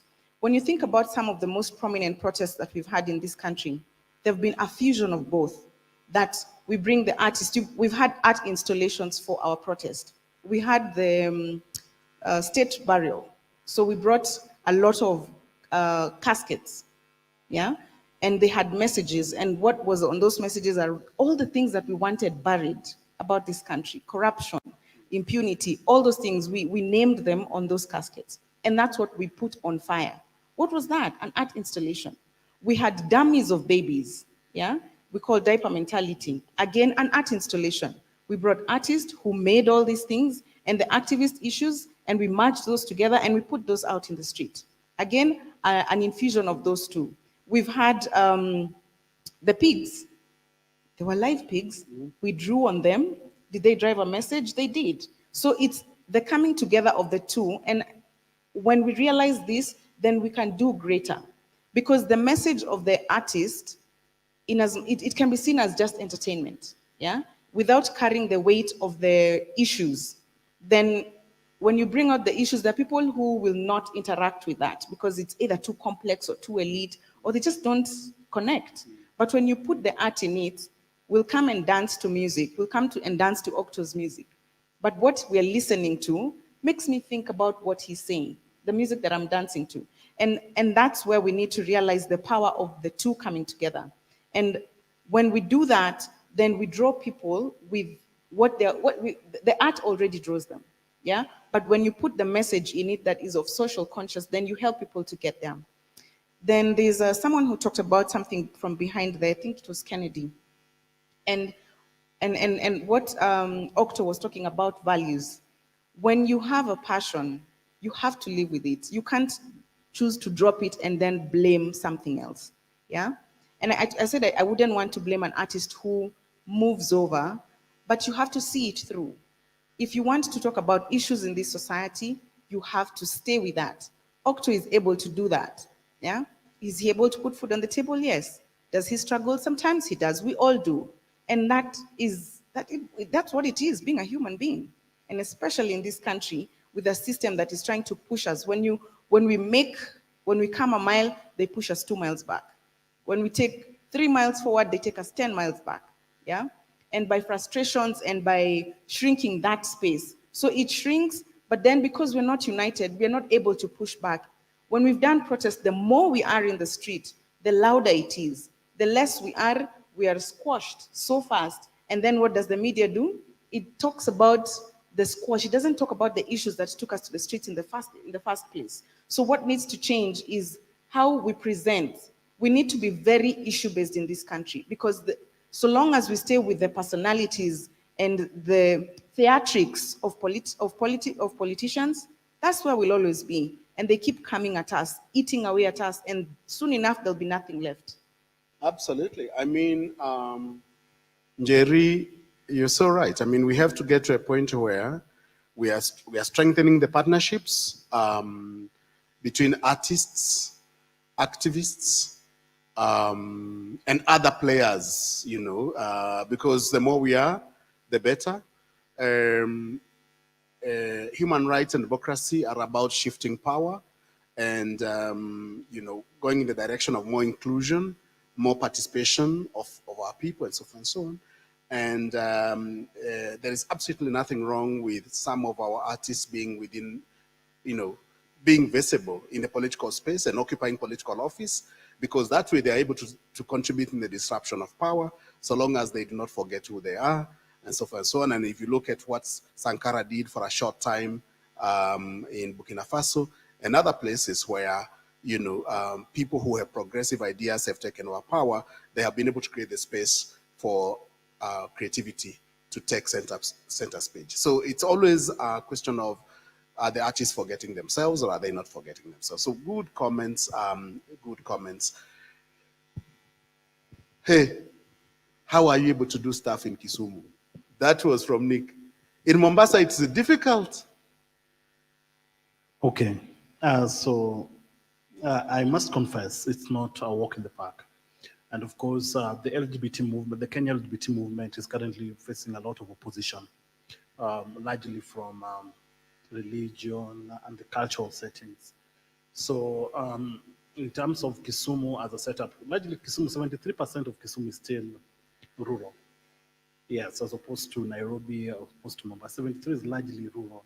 And rural setup are dictated mostly by the cultural and religious connotations. So that has even made us, the first time we had an office, we actually, not even an office per se, we had areas of space within a community setup. It was previously a church. So then we came in and then we started doing our rehearsals, doing our art. It came out that we were pro-LGBT, we were removed from that space. We had to again to look for another space. So currently we are within a safe space. For purposes of security, I want to mention, but we are housed within a safe space.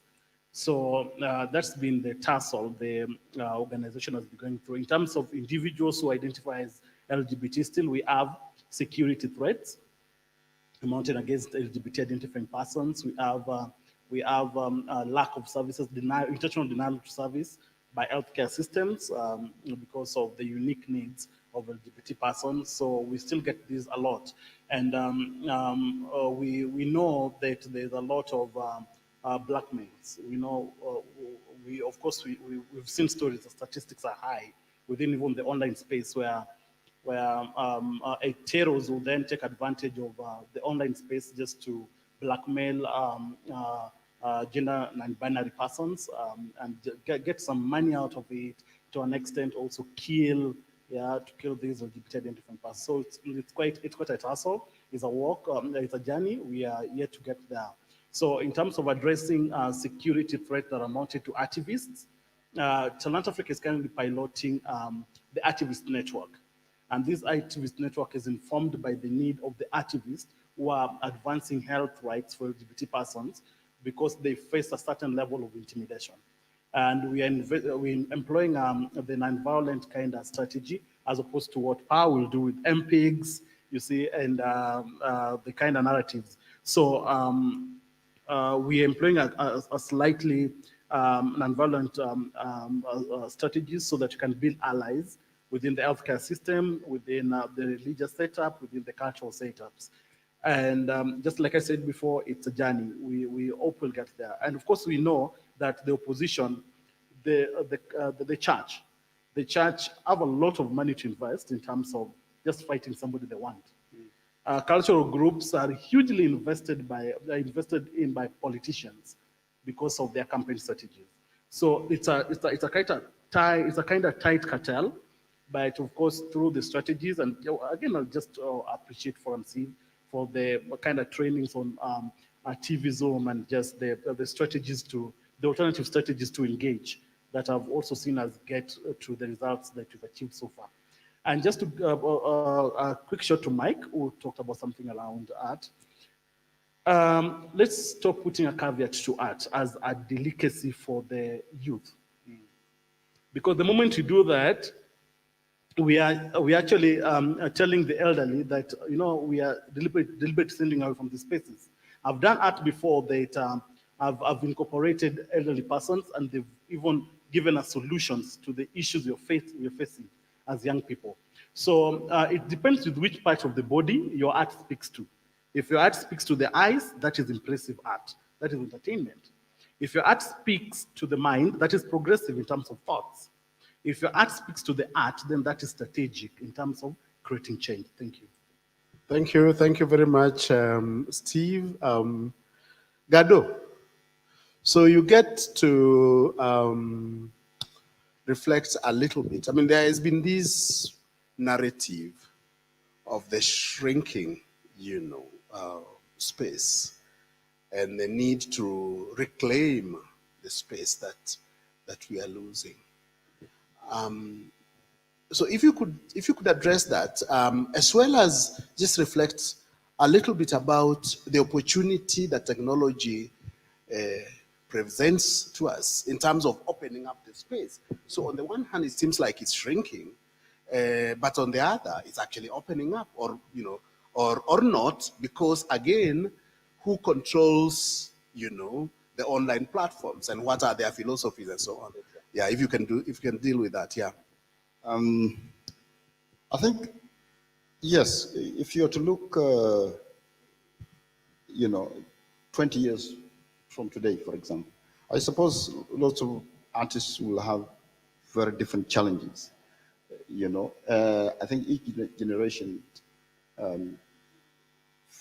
faces its own challenge.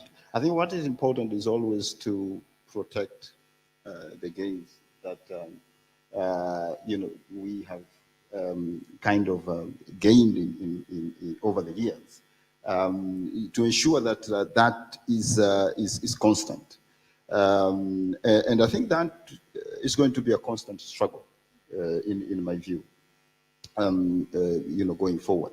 And so I think artists have to be aware of that. The moment you lower our guards, as we have seen recently, even in actually mainstream media, you know, that will be taken away. In community areas like what Octopizzo has said, is that you have these challenges that, you know, artists are constricted, bound, and makes, you know, their creativity quite difficult. I think if you're to look at the commercialization versus activism, it's a difficult one. You know, in general, I think we all aspire to do well in life and do this and that, and I think that speaks to the need to become successful and all that. Now, if you are to look back also at how, you know, where we are coming from and all that, that there is always a challenge. Number one, it's that you have a situation where, again, I pointed out that, you know, our education system and all that, it has always treated the arts as, you know, the other. And actually, I've always been quite, I'll take what Steve has said even further, that I'm actually always been, you know, objecting to the use of the word talent.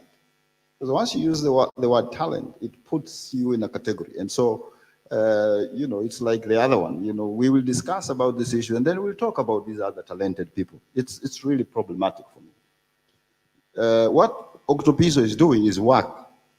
It has to be understood. He thinks, he organizes, he wakes up. It's I think, in my view, I've always said talent is overrated.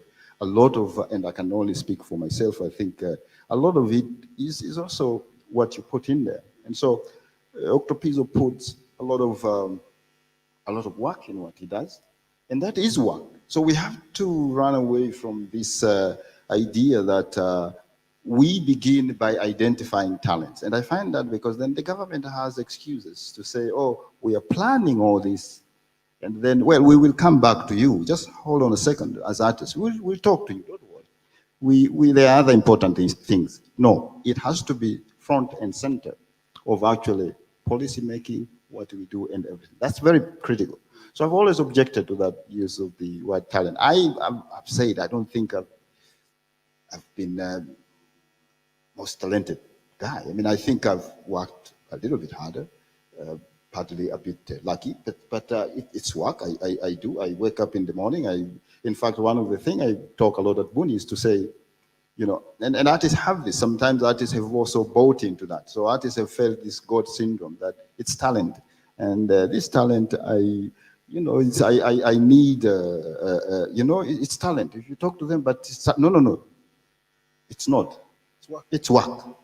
So if we change that a little bit of perspective, it will be helpful.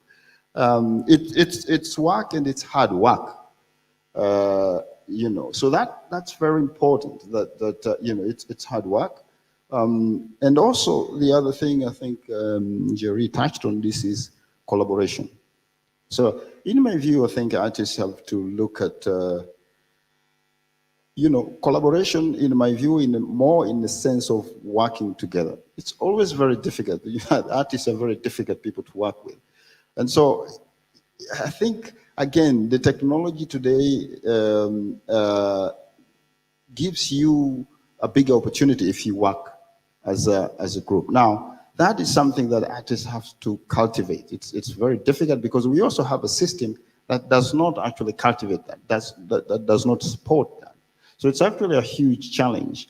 That's important. At the personal level, I find huge joy in collaborating with artists, whether it's musician and whether it's film. I really would want to emphasize a lot of successful projects that I've done is because I've collaborated with brilliant. Can I ask you a very direct question? Yeah. Would you support a federation of Kenyan artists?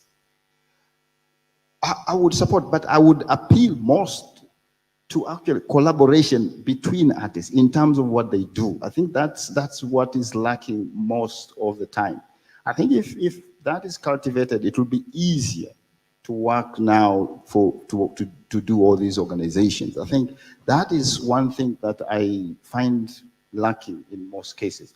And because once you collaborate, it makes the project cheaper, it makes it easier, it involves other talents, you learn from it, you learn from other artists. So it's something that for me I've always tried to push and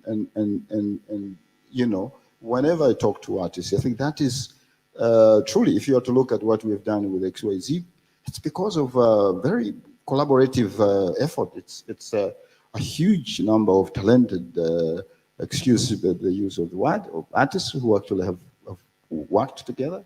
If you look at the projects that we are doing, the Constitution of Kenya in graphic form, it's projects that involves lawyers, writers, artists, educationists. I mean, I find it, for me, there was no other way that we could have succeeded in doing this project if we did not try to collaborate. So that's very important.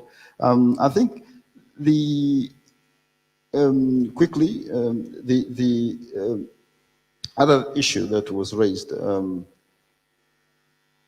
the issue of, I think, again, if I'm to go back to commercialization and the need, what artists would, it's difficult. I think it's still very difficult to make money online for many artists. And I think it's going to be probably difficult for the foreseeable future. I think we are learning, and it's probably somebody is going to crack that code. At the moment, it's very difficult. Even corporate entities and big organizations are still struggling in terms of how to commercialize your projects and online. And I think that makes it even more difficult, because then you find artists are, it's a lot of work, and artists sometimes want quick success. So you want to put a project, and then you want to make bucks tomorrow. So I think that's a challenge. I'm optimistic about it, and I think we should be again. We are facing an era where you have a very changing and dynamic technologies that are coming up every day. How will those fit into what we do every day remain to be seen, but I remain very optimistic.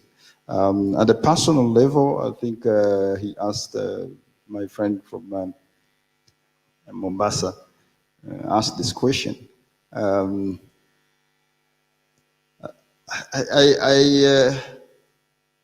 It's again, for me, it's always a conscious decision. I think Dr. Pizzo spoke about values. It's always important. At the personal level, I think I have my job and my role. Sometimes it comes with all the occupational hazards. You get threatened, yes. You get.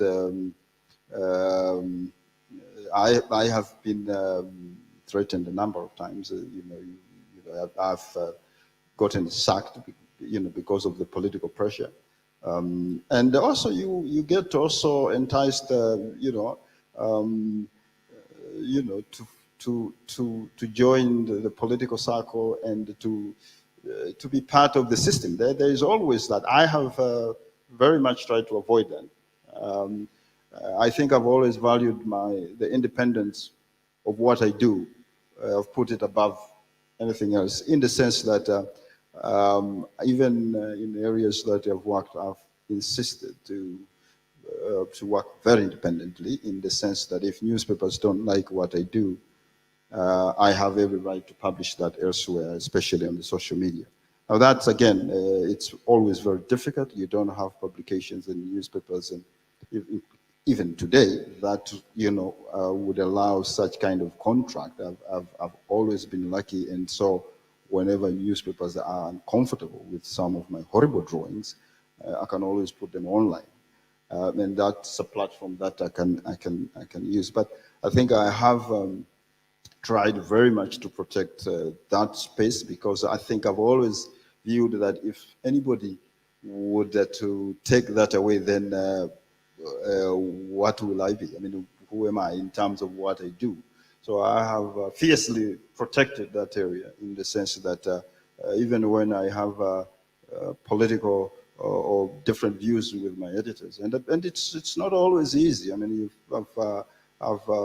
again, as I said, I've been threatened by Muslim fundamentalists and Christians too, actually, fundamentalists.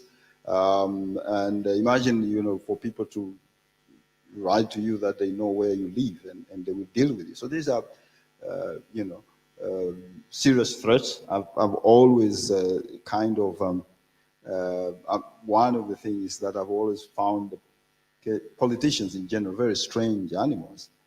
I've never really understood them, so I've also tried to keep as far away from them, because I suppose these are, they are a bit seductive, these guys. I mean, they can actually. So I've always wondered, and I've always tried to very much avoid them. One of my inspirational figure is Fela Anikulapo Kuti. I don't know if many of you, he was this Nigerian singer in the 60s, 70s, and 80s, who back in then, when Nigeria, at the height of military rule, he sang about and satirizes in his songs. When Nigeria was a military regime, I mean, I don't know if anybody could imagine that. And he ended up losing his mother because of that. And I can only imagine myself and say, I'm extremely fortunate to be doing some of these things. And yes, I've been, I've received all these threats and all that, but I think I'm also very privileged and lucky. I think there are people who have probably suffered most. They are suffering even more compared very much to the privilege that I have as an artist and as a social activist. So I think that's something that I live with every day, and I'm certainly grateful and will always continue to protect that and do what I do. Thanks, Gadu, and thanks a lot for mentioning Fela Anikulapo Kuti and his high life. at the peak of Nigerian dictatorships and coups upon coups upon coups. It's always very important to always pay homage to fellow creatives who have actually walked the path and who continue to inspire us. It's very, very important. I also want to really thank all of you, Octapizo, Lizzie, Jerry, Steve, and Gado, for a fantastic, really fantastic morning and early afternoon. I think you guys have really shared the depth of your experience. You have shared the opportunities that exist for the creative sector in Kenya and in Africa, the challenges that we'll continue facing, and really the responsibility of the artist, considering that the artist is a product of society. The artist will have the same contradictions as you will find in the larger society, and how the artist can rise above those contradictions to be able to stand on what is right in terms of respecting the rights of other people and opening up inclusion and non-discrimination, ensuring accountability amongst leaders and so forth. And to recognize that you cannot solve a problem you have not seen or you have not deliberately, dug out to be able to see it and contemplate about it. So you are doing this, and I just want to say that, again, as Gado said, every generation has a responsibility of protecting the space that is available for it. So you have the space that's available currently. In our youthful days, those of us who had progressive ideas had to hide our books in the garden because you never knew when people will come and search your cube.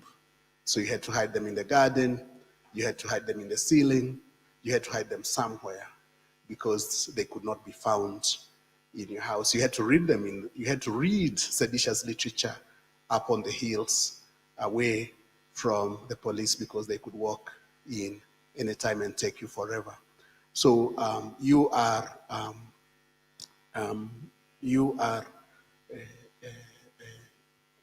standing on a space that others have created and have sacrificed for.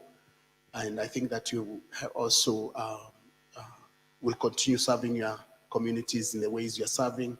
And I really want to thank you for the work that you're doing.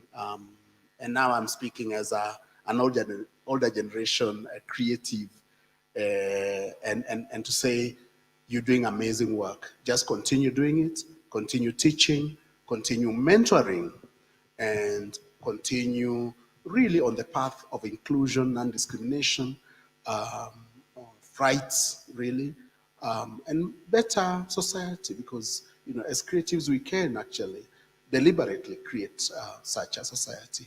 So I want to thank again all of you for participating in today's panel, and I want now to pass the mic to IMC. Actually, Prof, there was, people are following the conversation on the hashtag Democracy and Rights Festival. Yes. And there's been a little of a complaint that we haven't been picking the questions. So the communications team picked one. And this is a question from Mercy Odondo, and it came in through Facebook. And the question is to Mr. Stephen Okwani. And the question is, what have been key successes in using art as a tool to fighting for the rights of LGBTIQ persons? And she goes further to ask, are there documentaries or films you have done in this regard? So this question is from Mercy Odondo, one of the people following the conversation on Democracy and Rights Festival. Do you have any other that we could? No, I've just been sent this, and also we're out of time. Okay, yes. Okay, yeah, we're running out of time. So Steve, you can respond to that. Okay, so I'll be a bit fast. Yes, there's some notable successes that we've realized so far in the course of our work.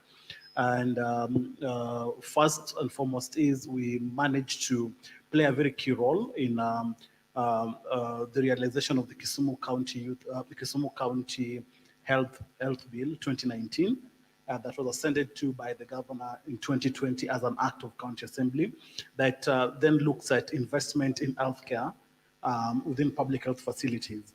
And largely, we are trying to further interrogate the responsiveness of the same bill, of the same act, in terms of the queer commodity, the stocking of queer commodity. So just like I mentioned before, it's work in progress. And in terms of also, we've managed to set up, we're in the process of setting up actually a youth and LGBT-friendly space within Jaramogi Oginga Odinga Teaching and Referral Hospital. That is the referral facility in Western Kenya.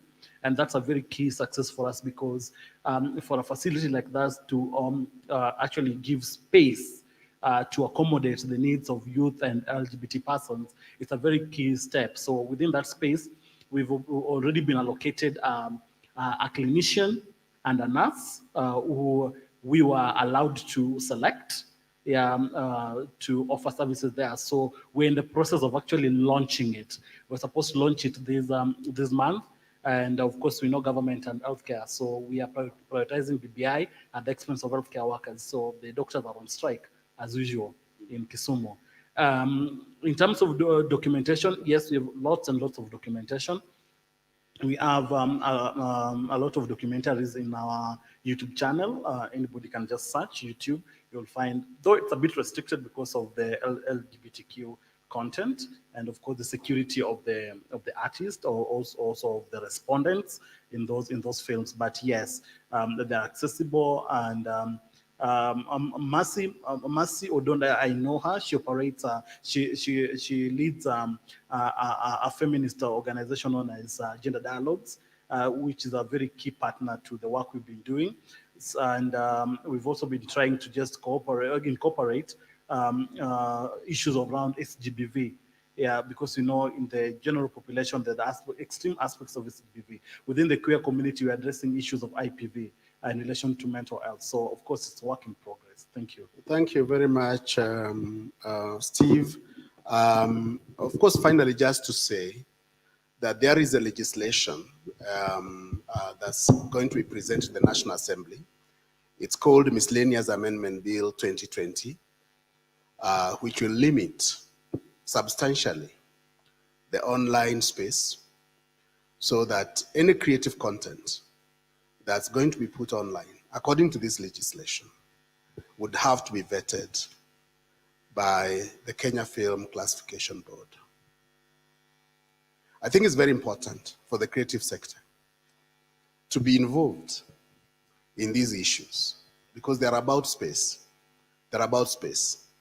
I think that I would like to encourage all of you to look at the Miscellaneous Amendment Bill 2020, which on the one hand succeeds in removing some of the things we have been fighting for in terms of CAP 222, but introduces other legislation that will make it very difficult for the creative sector to operate online. Yes. In terms of that act that is coming up in Parliament soonest, I sit in the ad hoc committee on Division of Health Promotion with the Minister of Health, and it's a collective of also aggressive persons who are just using art and media to do health promotion, and that's something that we've noted, and we are currently preparing a memo, so we'll be very open to incorporate voices, and this is equally being led by Dr. Zippy Okoth. Yeah, we'll be very open to incorporate different voices into that memo so that our spaces are not further shrunk. Thank you. Thank you very much. As the Creative Economy Working Group, we did actually write a memo to Parliament on that, and would like, of course, as the Creative Economy Working Group, we can also sign into your memo because we have taken a position. We think that we have to, and Power 254 have signed, they signed into, and I think Gado Boni also signed the memo. I think that we need to protect the digital space. We cannot afford to lose the digital space for the creative sector. So I think that's all I would like to say. And thanks so much for really understanding that this conversation needed to continue the way it continued. Thanks, back to you. And thank you so much, Professor, for moderating this session very, very brilliantly. And we would like to thank all the panelists, Okto, of course, Njeri Mwangi, Gado, Lizzie Kiama, and Mr. Stephen Okwani for gracing us with your presence and knowledge. And I think we have even ended on a very good note, because the question of spaces being available even for discussions like this to be held, if those are shrunk or eliminated entirely, then of course the society faces serious dangers, because we know that artists are responsible, at least they in some ways help the society to move forward. And so we would like for you to just kindly step forward here so that our photographer will have a small group photo. You can still socially distance. I think the lens is wide enough. And then subsequent to that, we will have a brief performance from Mr. Dofan, and then we'll close the session for today. So we have been doing a panel session on the inspiring social change through creativity and innovation. And in the afternoon, we'll have a session on how to stir creativity and innovation in tackling rising challenges. And let me also recognize a representative from the Swedish Embassy, Helena Wikström, who has also been with us this morning. The Swedish Embassy is supporting the Democracy and Rights Festival.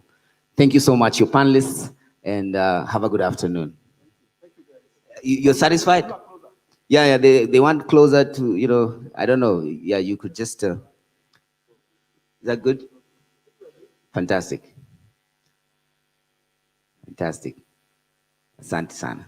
So Mr. Dofan, you can just come up here, because we are a few minutes after our set time to end, and we can just have that performance, and then we close for the morning session. And as I mentioned earlier, we have another session starting at around 2 o'clock, and which will also incorporate some creative performances, and then later on a panel discussion on how to start creativity and innovation in tackling rising social challenges.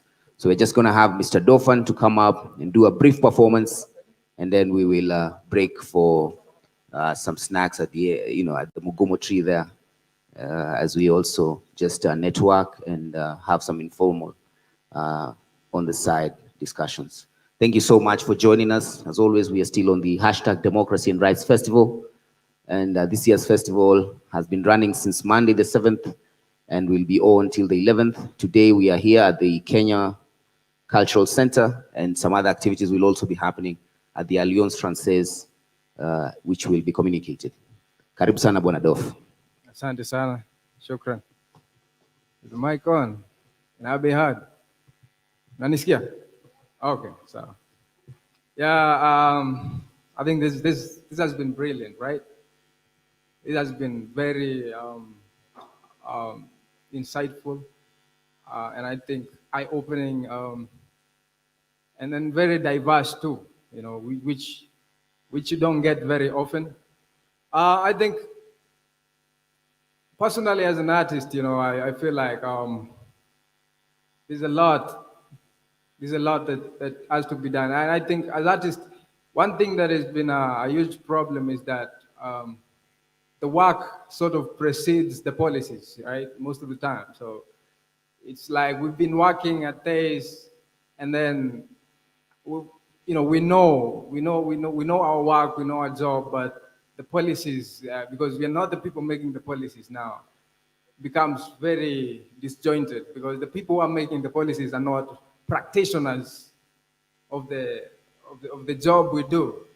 And I think part of that also comes from our education system, where we have an education system that produces more critics and teachers of art than it does, produce creatives and innovators and practitioners, So we have more critics than we have producers of art, right? And that's a huge gamble, because I think it should be the other way around. There should be more the people there should be room for artists to be viewed as professionals. But I think that's a fight we all have to fight, you know, and because personally, I've had to affirm my value. It's like every time I'm stepping on stage, I have to affirm my value. I have to affirm my voice. I have to affirm, you know, my position as an artist, as a professional artist, as a professional, you know, and because people feel like, you know, this is a by the way. Most of the times, everything else is sorted out, and then, you know, oh, we needed an artist here, we need an artist there, and so when you're coming in as an extra, you know, as an extra in a cast, and then it means you have to most of the time settle for less. And I think that's a fight we're fighting, and I'm glad we're having this conversation. So yeah, I felt like I needed to say that. So for the piece that I'm doing, this year in particular is gonna, this year and probably toward all the way towards next year is gonna have to. There's gonna be a lot of dolphins coming up, you know, like being born and who are being born and will be born. And I'm saying a lot of dolphins because I am a child of a teenage mother. And this year in particular has predisposed a lot of young girls to be mothers. You know, with all that time, you know, in quarantine, and then, you know, the implications of that is gonna see a lot of kids coming up, you know, bringing up kids, right? And for me, so my mom had me when she was 13. She didn't get into 20. By the time she was hitting 20, she was gone. You know, she was gone. Like, because, and I think when I think about it, it's because part of that is that once a girl becomes a mother, they're no longer girls anymore. Like, when girls become mothers, they become women. Like, that's, you know, in society, that's how we view it. But for a girl who's not a mother yet, even if you're in your 30s, you're still a girl, right? But if you get a child at 10, you become a mother, and that's how society views you. You're a woman now. And I think that's a huge injustice, because the reason why those girls end up becoming mothers is because of the failures, the failures in our social order, right? And so when I feel like one of the most radical acts I've ever had to do was telling a personal story. You know, of course, I will address the politics of the day in such a radical way, but I feel like the genesis of a lot of this, you know, dysfunction starts from home, right? Because we never really talk about that. You know, it's hush, you know, and let's move on. It's uncomfortable for us. And for me, having to tell my mother's story was probably the most radical act I've ever had to do, because I knew, even now I know it's uncomfortable for my family members, you know, but I was in a position where I felt like I didn't care about hurting people's feelings. If that's all I needed, that's what I needed to do. And I think that's the one thing we have to take home. Like, we cannot worry about hurting people's feelings, you know, because what if those people are doing things, actions that, you know, whose ripple effects come to hurt our lives, not just our feelings, but our lives physically, implicate our professional life, implicate our social life, implicate our economic life, implicate our political life. So we cannot worry about hurting their feelings when they're implicating every aspect of our lives, you know, and we're keeping silent about it. I'm a product of a very dysfunctional family. And one thing I came to learn is that dysfunction thrives in secrecy and silence. When people keep quiet, then that allows for that dysfunction to grow and become this, you know, this mess that we don't even know what it is anymore. And I think that's pretty much the same with this country and the world in general. The silence, the secrecy, that's what is killing us. We are hurting, but we're not speaking up. So, you know, we're talking about mental health more now.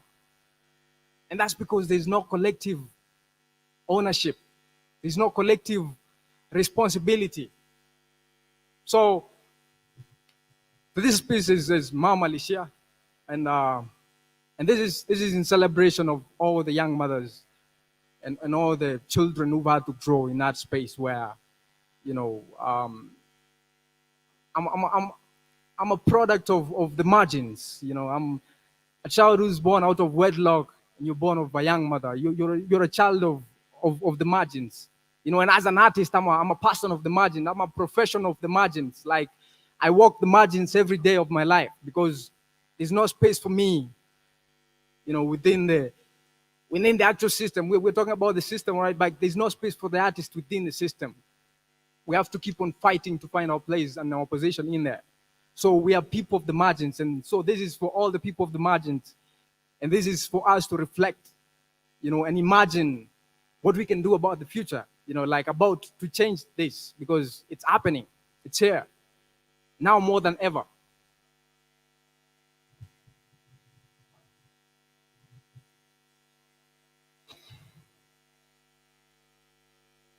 Niliulizia,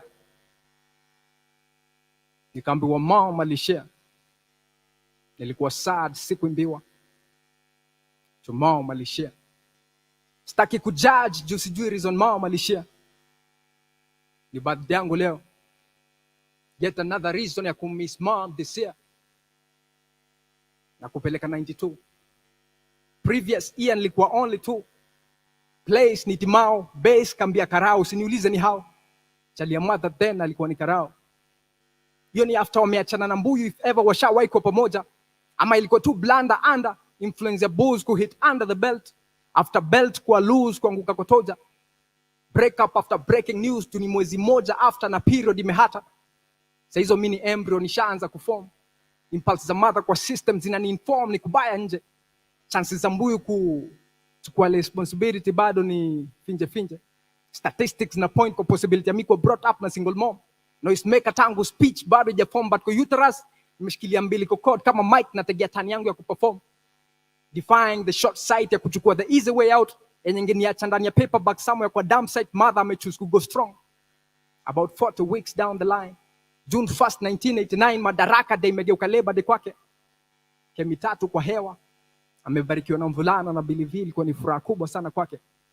Noma ni eti yeni dem ampata mtoto nje ya ndoa na bado ana hustle. But familia kina baba mtoto ina uwezo, so naelewa ilikuwa tu hivyo wise kupeana mtoto kwa babake. Only that decades later, mtoto ni mtu mzima na bado anahangaika jua vile ingekuwa kaangelewa na mamake. Bali ya kuishi na baba wako wewe juana jua aliacha uzazi ufanywe na mama na babake.